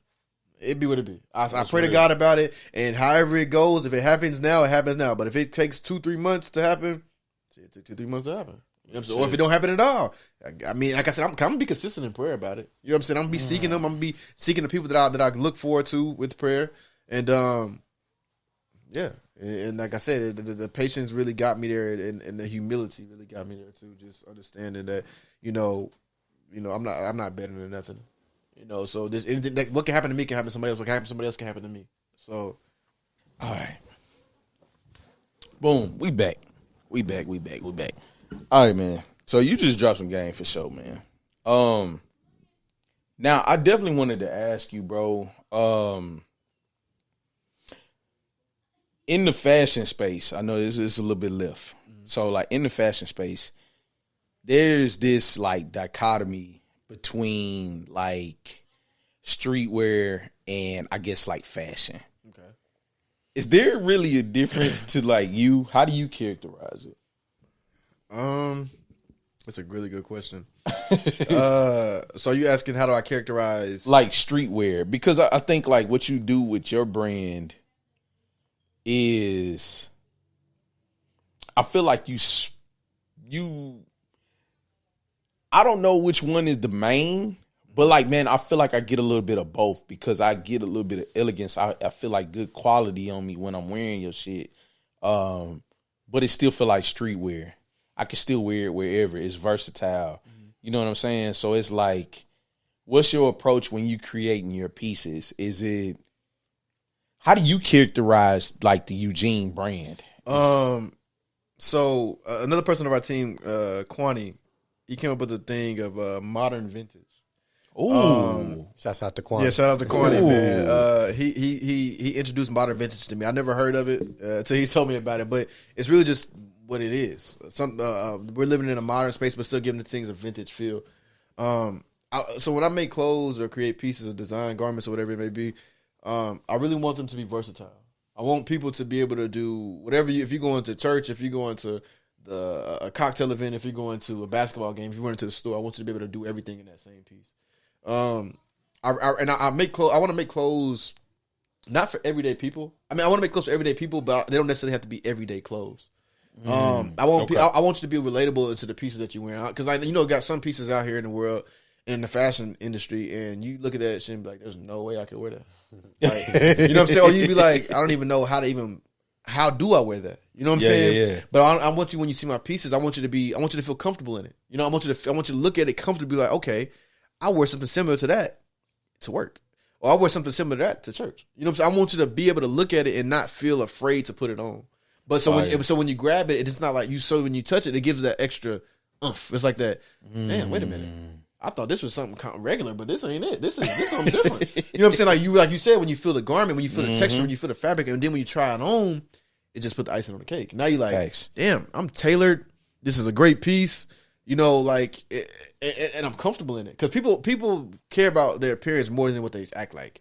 You know what I'm saying? People will be like, I don't really care about how I look. Yeah, you do. Everybody care about how they look. You know what I'm saying? Like, facts. People like, I don't care about what I'm wearing, whatever. I don't got to be designer. That's cool. It don't necessarily have to be a designer, but you care about how you look. No, that's, you know what I'm saying? So I want to make those pieces to where people like are comfortable wearing. They're looking elevated. They're looking high end. They're looking luxury. They're looking like money. You know what I'm saying? Yes, sir. But they don't have to look like so different. You know what I'm saying? Like, I don't feel like they have to look so like somebody that's like, what the hell do that person have on? You know what I'm saying? They can still look elevated in this piece, but still stand out. That's kind of how I want the pieces to be that I create. I want you to stand out, but not like you look like something. You standing apart from everybody else. You just fresh. You just clean. I asked him this question before too, and one of the answers that he gave me was he just wants it to be luxury.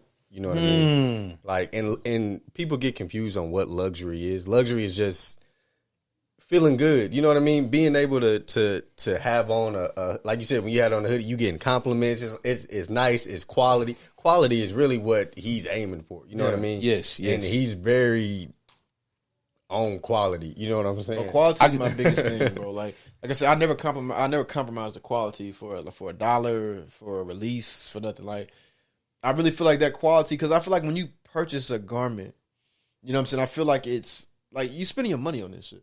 Yes. You know what I'm saying? Like I said, and money ain't just so easy to come by.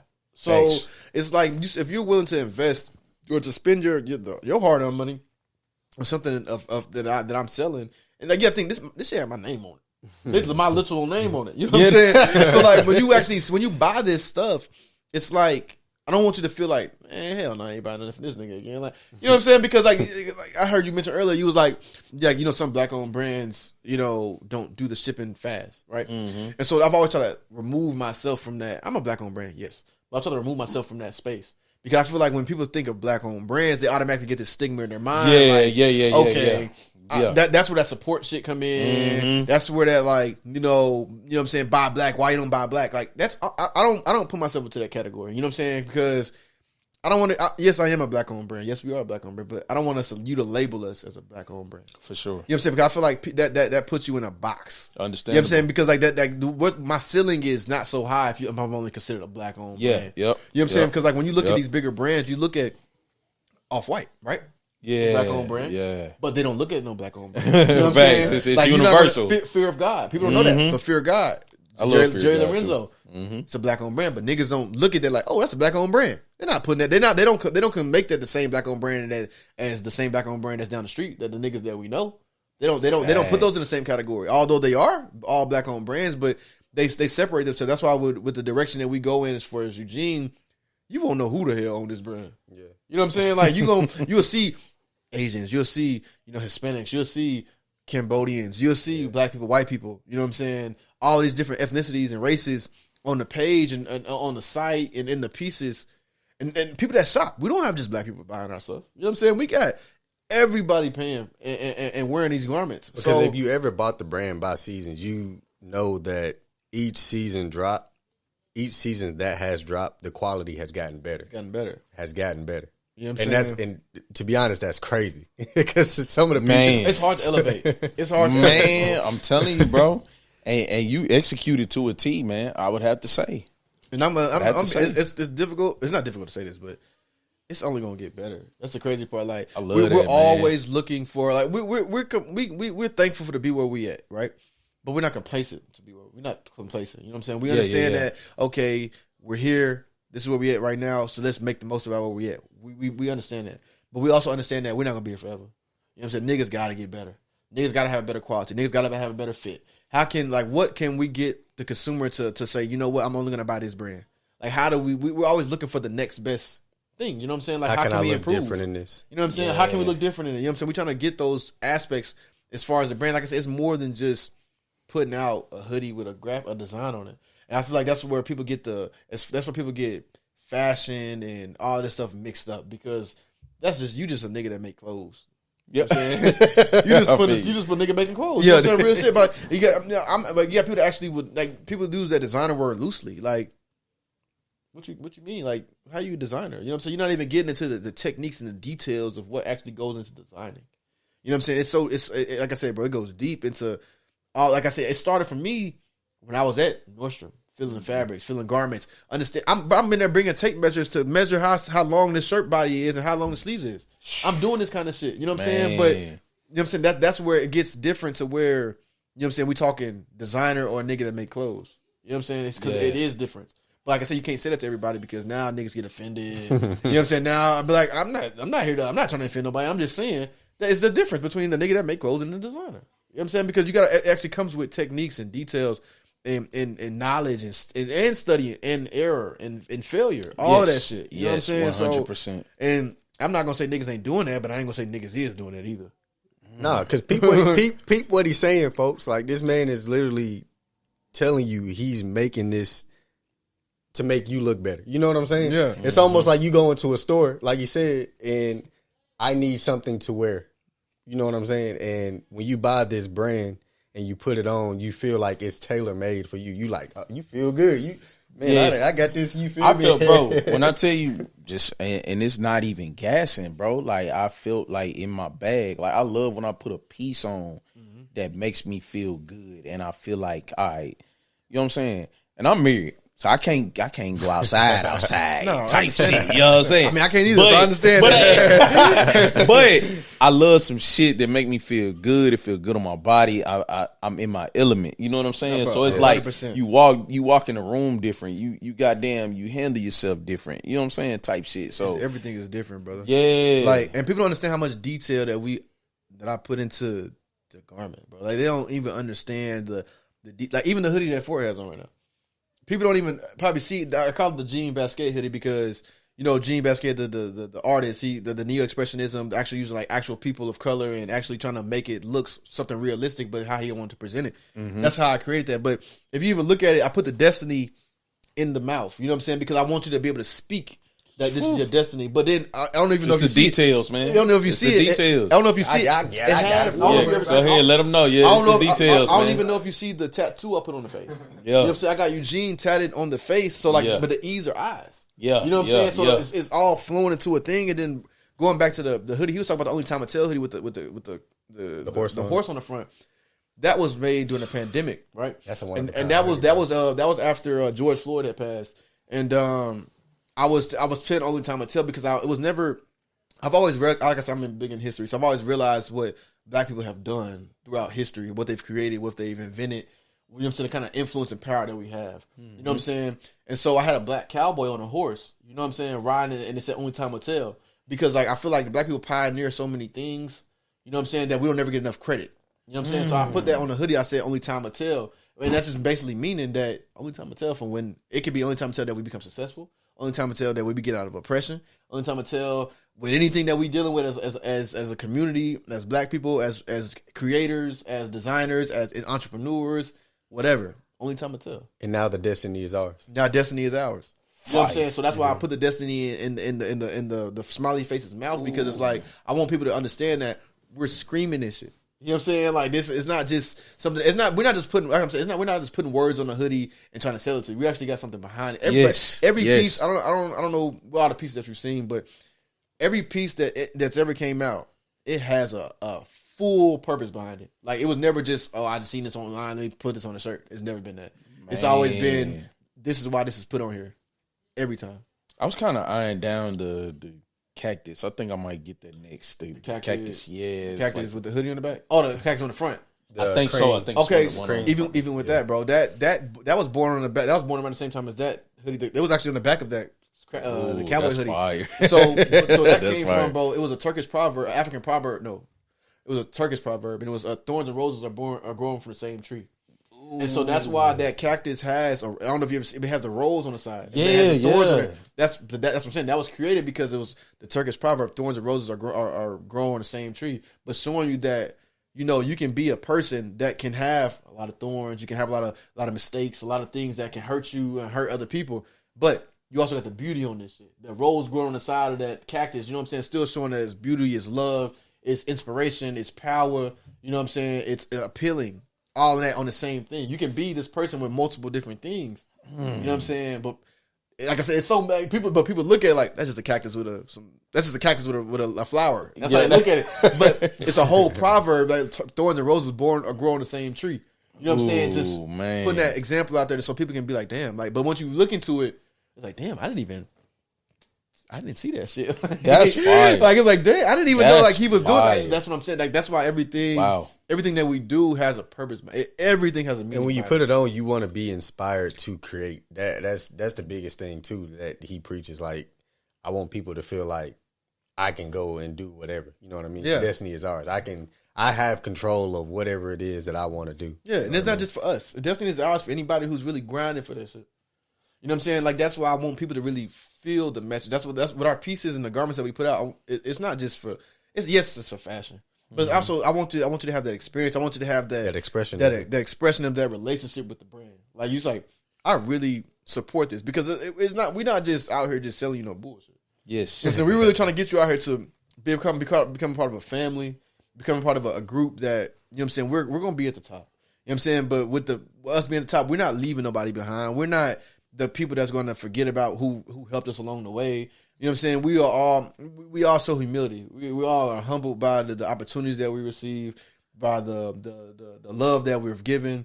You know, so I mean, so like I said, we want people to join this family, this Eugene family, because it's like it's much more than just a dope ass hoodie or a fly jacket, some hard crazy pants.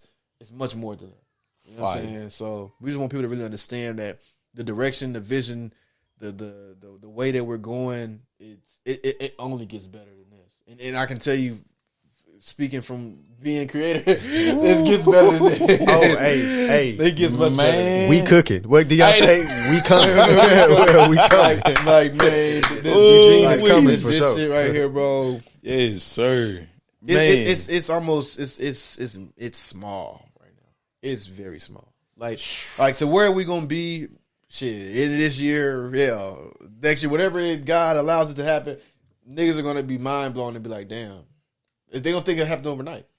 They don't think it happened overnight. They're gonna be like, where it's coming? Where did this come from? Like, what did you do? You know what I'm saying? Like, they be like, damn, what you did, bro? I didn't even see you do this shit. Yeah, I know. Fire. Man, let me ask you, man. I think damn near I got two final questions. One, what inspires you? For which part? I'm just gonna ask that just in general right now. What's inspiring you? You can even just tell me what's in this season. What's inspiring you, bro? Ooh, so I'm gonna be honest. I'm gonna give you my first inspiration. My first inspiration when I first started making Eugene was. Matter of fact, give me overall and what's inspiring you now. What got you to even get this shit like rolling, and then like what's inspiring you in this new season that you're in right now?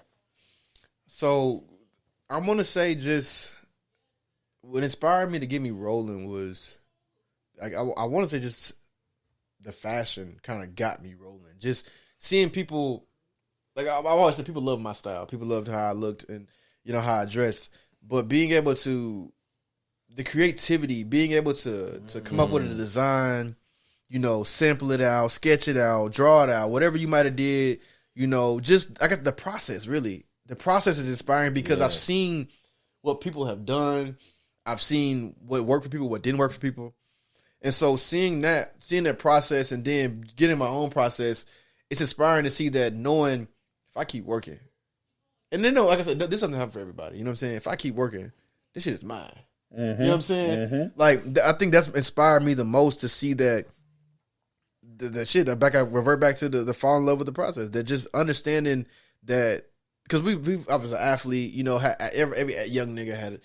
I want to have league dreams. Yep. Hey, everybody. Every young nigga thought they would go to the league. You know what I'm saying? And whatever sport it might have been. You know what I'm saying? Your people telling you that, your friends, nigga, you the truth. You know what I'm saying? Your parents telling you going, my baby going to the whatever. You know what I'm saying? And that shit stuck with you until reality hit. You know what I'm saying? You get there and be like, damn, nigga, shit, I ain't nowhere near as good as these niggas in the league. Yeah, man. You know what I'm saying? And you see that. And so it's like, you really start to figure like, what am I good at? And this has always just been my niche. You know what I'm saying? Fashion, even though I didn't take it seriously, it's always been my thing. It came so effortlessly. You know what I'm saying? So I really want to say that just being able to, the inspiration came, well, really, from the beginning of Eugene, it was more so commonality. You know, it was nature. I would sit on the porch and listen to the birds chirp. You know what I'm saying? I got a shirt with, one of my original shirts. I got a shirt with, it got Eugene across the middle. It got birds and branches and like hummingbirds and stuff like that on the front. But it's like, I actually seen that image, like, in the garden.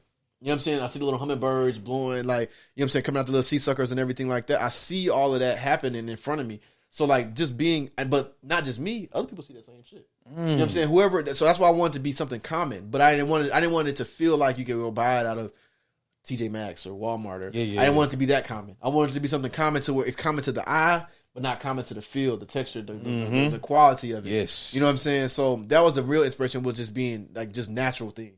Like things that people can relate to. You know what I'm saying? And now where it's kind of transitioned to, the inspiration just comes from, I really just want to see the brand get to, you know, its next level. So we're really trying to not be different, but we're really trying to be innovative. Own our lane. Like a nigga can't say I'm gonna jump into their lane and do what they do. No, you can't. Yeah, because we own that shit. You know what I'm saying? Like, so the inspiration comes from just, you know, really standing out. How can we? That we didn't master the quality. We didn't master the fit. Okay, what do we master next? Do we master? You know, is it the tags that they come in? Is it the bag that it comes in? Is it like how fast the shipping is? It's so many things that we want to master, so that makes it an undeniable brand. You know what I'm saying? Cause I don't want to leave a question for a nigga to be like, well, yeah, the shit was great, but like you said, shit was too slow. You know what I'm saying? Or he got it to me. He got it to me in a day, but goddamn, the motherfucking box was broken open. You know what I'm saying? Or the hoodie had a stain, or whatever that shit might have been. You know what I'm saying? Check all boxes. You know what I'm saying? Like we want to be undeniable. We want to be undeniably great. You know, we're gonna have people that don't like it. That's cool.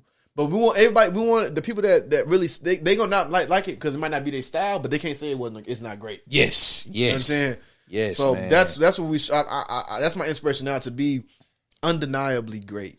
It makes you. I will tell you as a consumer, when you get product like that, and when it's done in all of those boxes are checked, it makes you want to go back and buy more product. Right.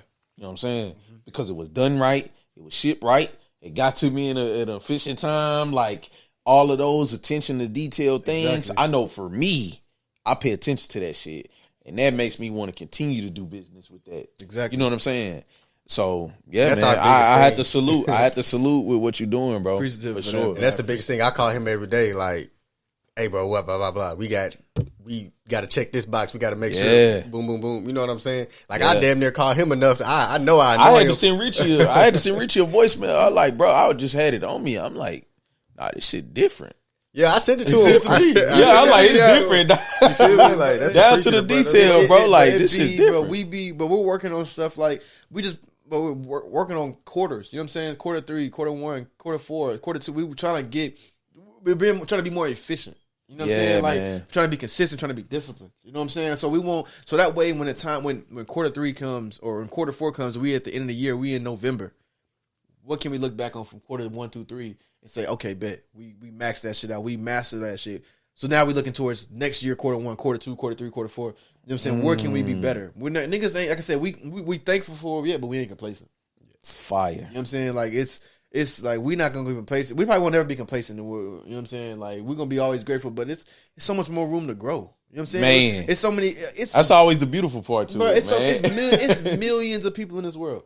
Why can't we have them all? And that's the thing. Like we love being the underdog and being down here. I love it because when we up here, we already know we know how to feel to be down there. We already know how to feel to be down there. Yeah, man. You know what I'm saying? We've been here. You know what I'm saying? But like I said, I tell people all the time, the brand is so much bigger than what it looks like.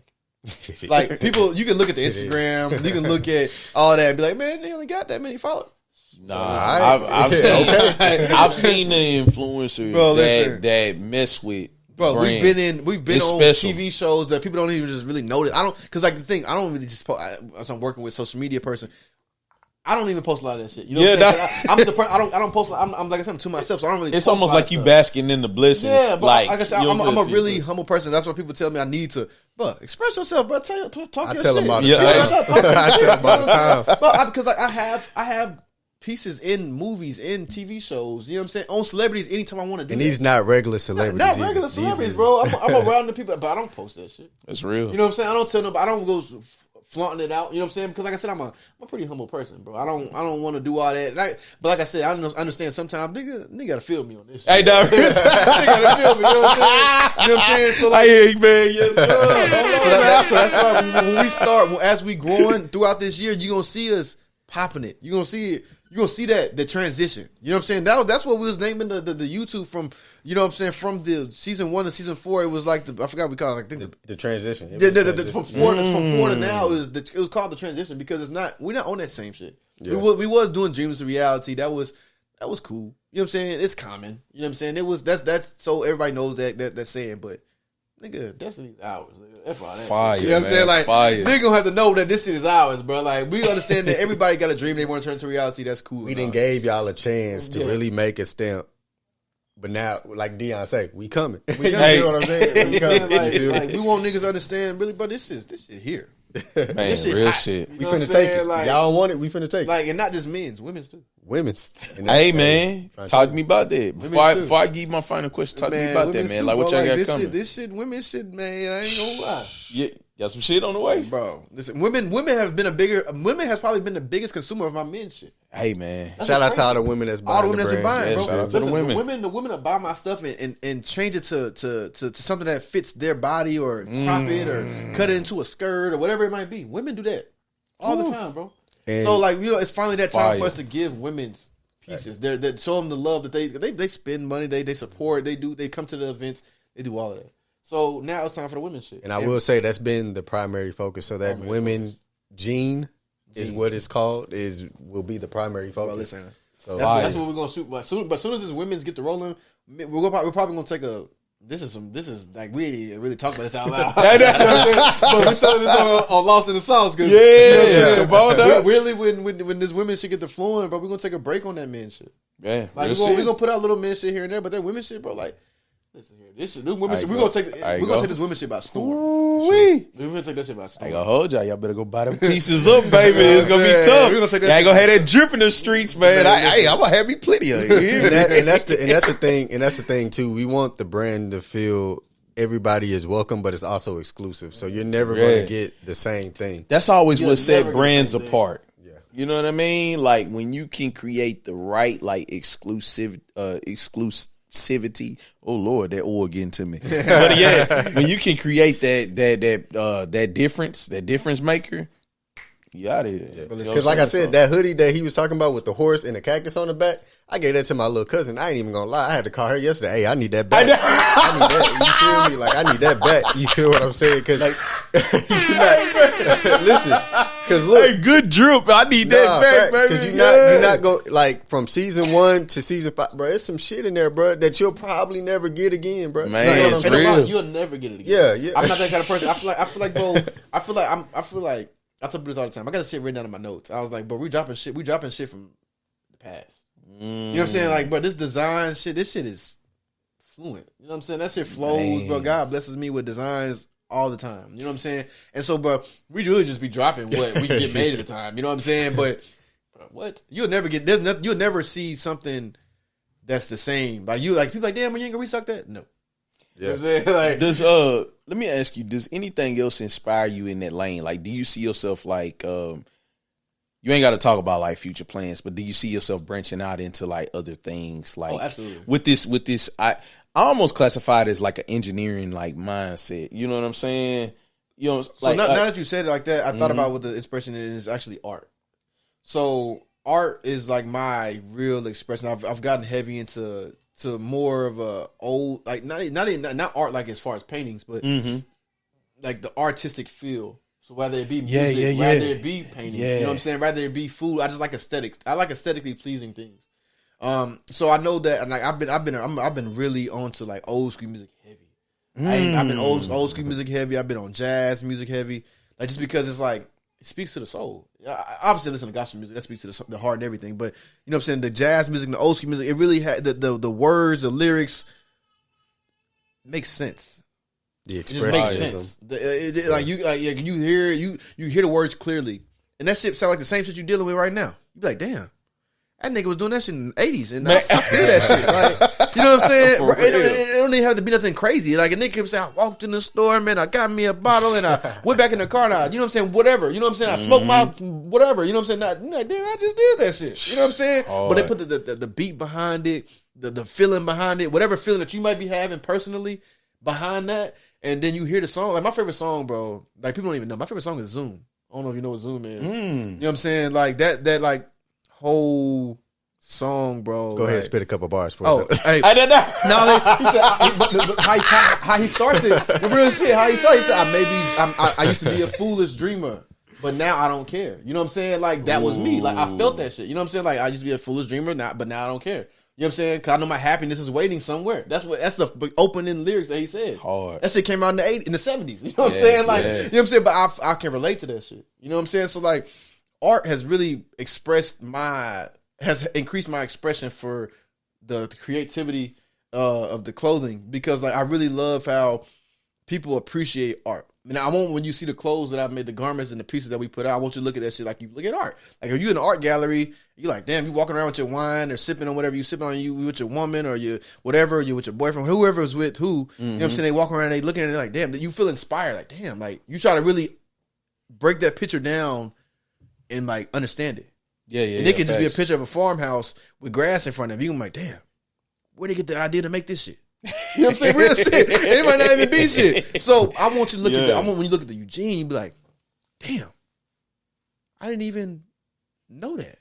You know what I'm saying? And that's why the pieces will be like that. I put detail into the pieces and into the graphics, so when you look at it over time, like you can go back to the hoodies, the old hoodies, and be like, damn, I didn't even know that. I didn't even peep that. You know what I'm saying? You're gonna be sick. You couldn't get that hoodie. You're gonna be sick. Boy. Hey, it's some seasons that I done missed that sold out, and I'm hot, man. Hot, bro. Y'all better go buy that shit up. I'm trying to tell you, bro. I'm trying to tell you. Go ahead in the description too, man. You know what I mean? Man, before I get you out of here, I want to ask both of y'all this question, man. I ask a lot of creatives that come through here. I ask a lot of people that, you know, that fuck with me, because I'm just so inspired by like the journey and what y'all are doing. Now I classify all of us as like, in my brain, you know, I look at us as like superheroes. You feel me? Right. So I tend to ask people, "What's your superpower?" You know what I mean? And it could be anything. What helps you like navigate through this life and impact people and do what you're doing at the level that you're doing it? Damn. For me, it's communication. I'm able to empathize and sympathize with people that I connect with.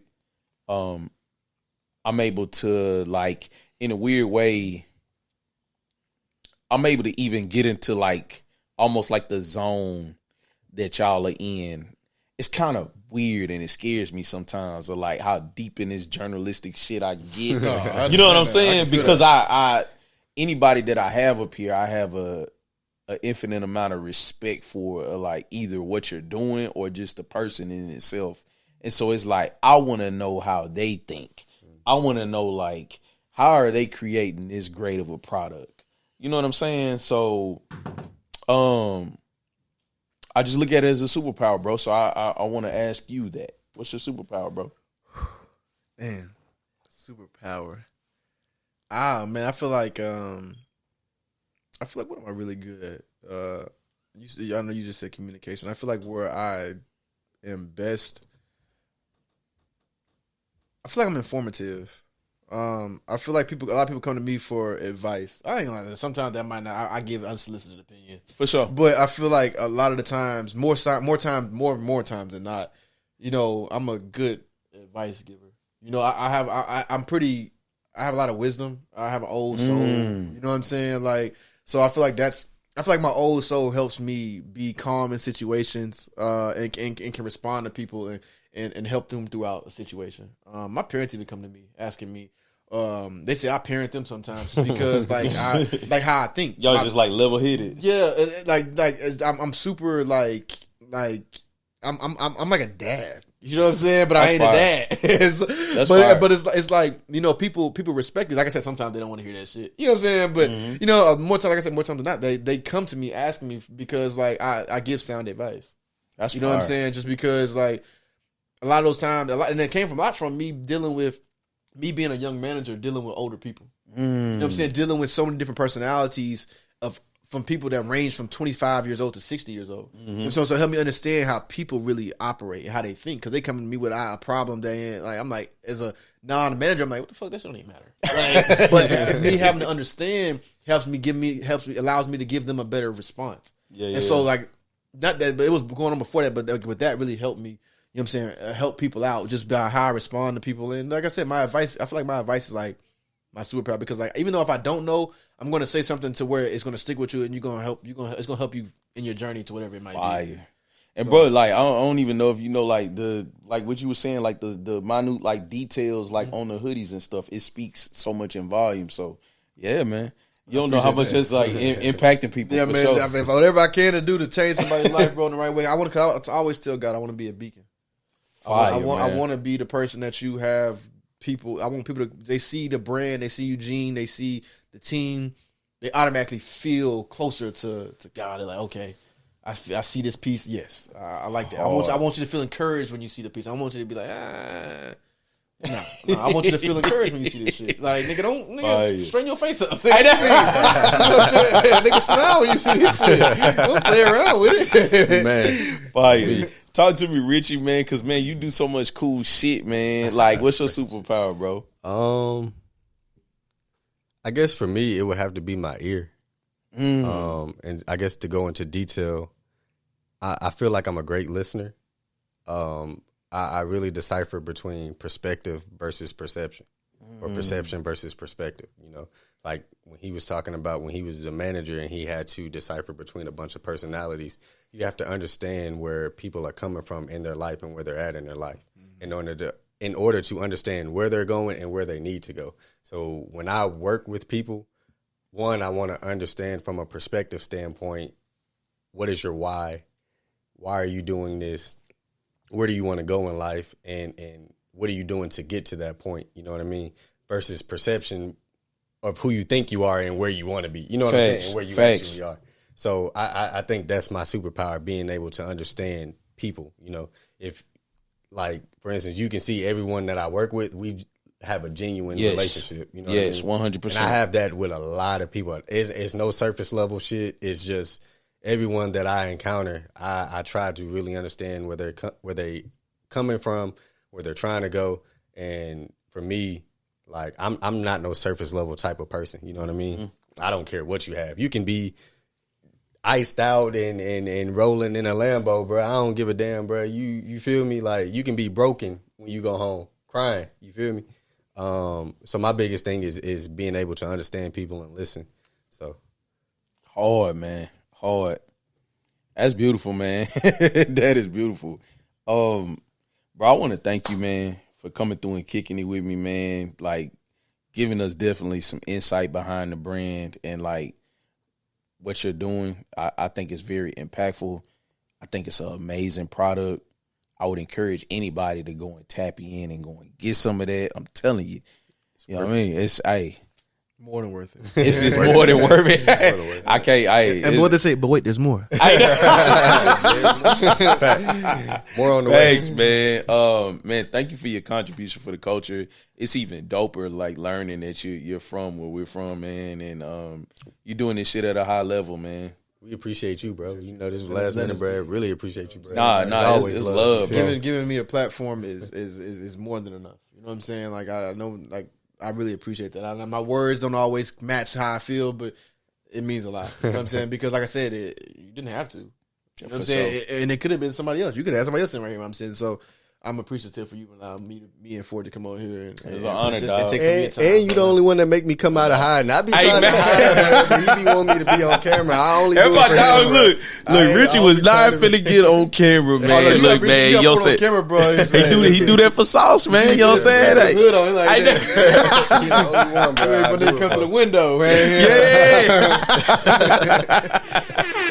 Oh man, hey man, man, thank you, brother. Man, let the people know where they can go and find some of this beautiful garments. Anything else that you got coming, any shout outs that you want to do, bro, get your shit off. I'll extend that courtesy to Richie as well, man. Because you're doing some dope shit. I'm appreciative of that, brother. Man, you can easily find Eugene EUGEN ED2R. That's the Instagram for it. www.eugened2r.com is the website. It's there. I ain't gonna say that. If you go looking for it, it's gonna be there. Now, if you don't go looking for it, that ain't my fault. But it's definitely there. I really want to just thank God for the opportunity, for the vision, for the guidance, for the wisdom. My team, my family, everybody that takes care of me, that make sure I'm straight, make sure I'm doing the right thing. Y'all mean a lot to me, and I feel like once it's all said and done, we all gonna be doing what we're supposed to do. All gonna be blessed and highly flavored. So, yeah, I'm appreciative, but I'm appreciative of you as well, man. Man. So, man, any shout outs, anything, bro. Man, you just got a lot of, I posted on my story today, like, on the come up. You feel me? We working on the come up, and that's what we really doing. And, as far as the brand, we got a lot of dope stuff that we trying to work on, we're making happen. Nashville, I'm telling you right now, y'all gonna be like it came out of nowhere. It ain't. For sure. It hasn't. Sure. Ladies, a lot of dope stuff is coming your way as far as the brand. Trip to Paradise coming soon. That's a project that I'm working on as far as music wise. And I'm just blessed to be able to, call y'all my brothers, Sauce, Eugene, you know what I'm saying? We go all the way back, bro. So, it's a lot of dope stuff. 2024 is the destiny is ours. And book your calendar for New York, September. We got a big event. We ain't talked about it yet, but a big event in New York Fashion Week 2024. Just we gonna rock with y'all. We gonna make it. Keep your eyes peeled and your ears open. Hard. Yes, sir. Ladies and gentlemen, we got motherfucking Eugene and motherfucking Dice Richie in the building. Yes, sir. I want to clap it up, man. Thank y'all, fellas, man. This is beautiful. Hey, we kicked it in this motherfucker, man. This is hard. That was solid. That was a solid one, man. I ain't gonna lie. That flowed too. That was hard, man. You don't get many conversations that you can flow through and shit, we could have went longer to be 100. You know what I'm saying? Real shit. That's really, you don't really get shit like that where you can. I done been in so many interviews with not just me, with people though, where like niggas be like ready to go, or niggas be like, bro, we ain't got much to ask this nigga no more. Let's get on up out of here. Like, I've been in those situations with people, and it's like I didn't feel that right here. I could have kept talking. Hell, real shit. You know what I'm saying? But like I said, I'm appreciative. Always gonna be a part 2 for sure. Like this is just.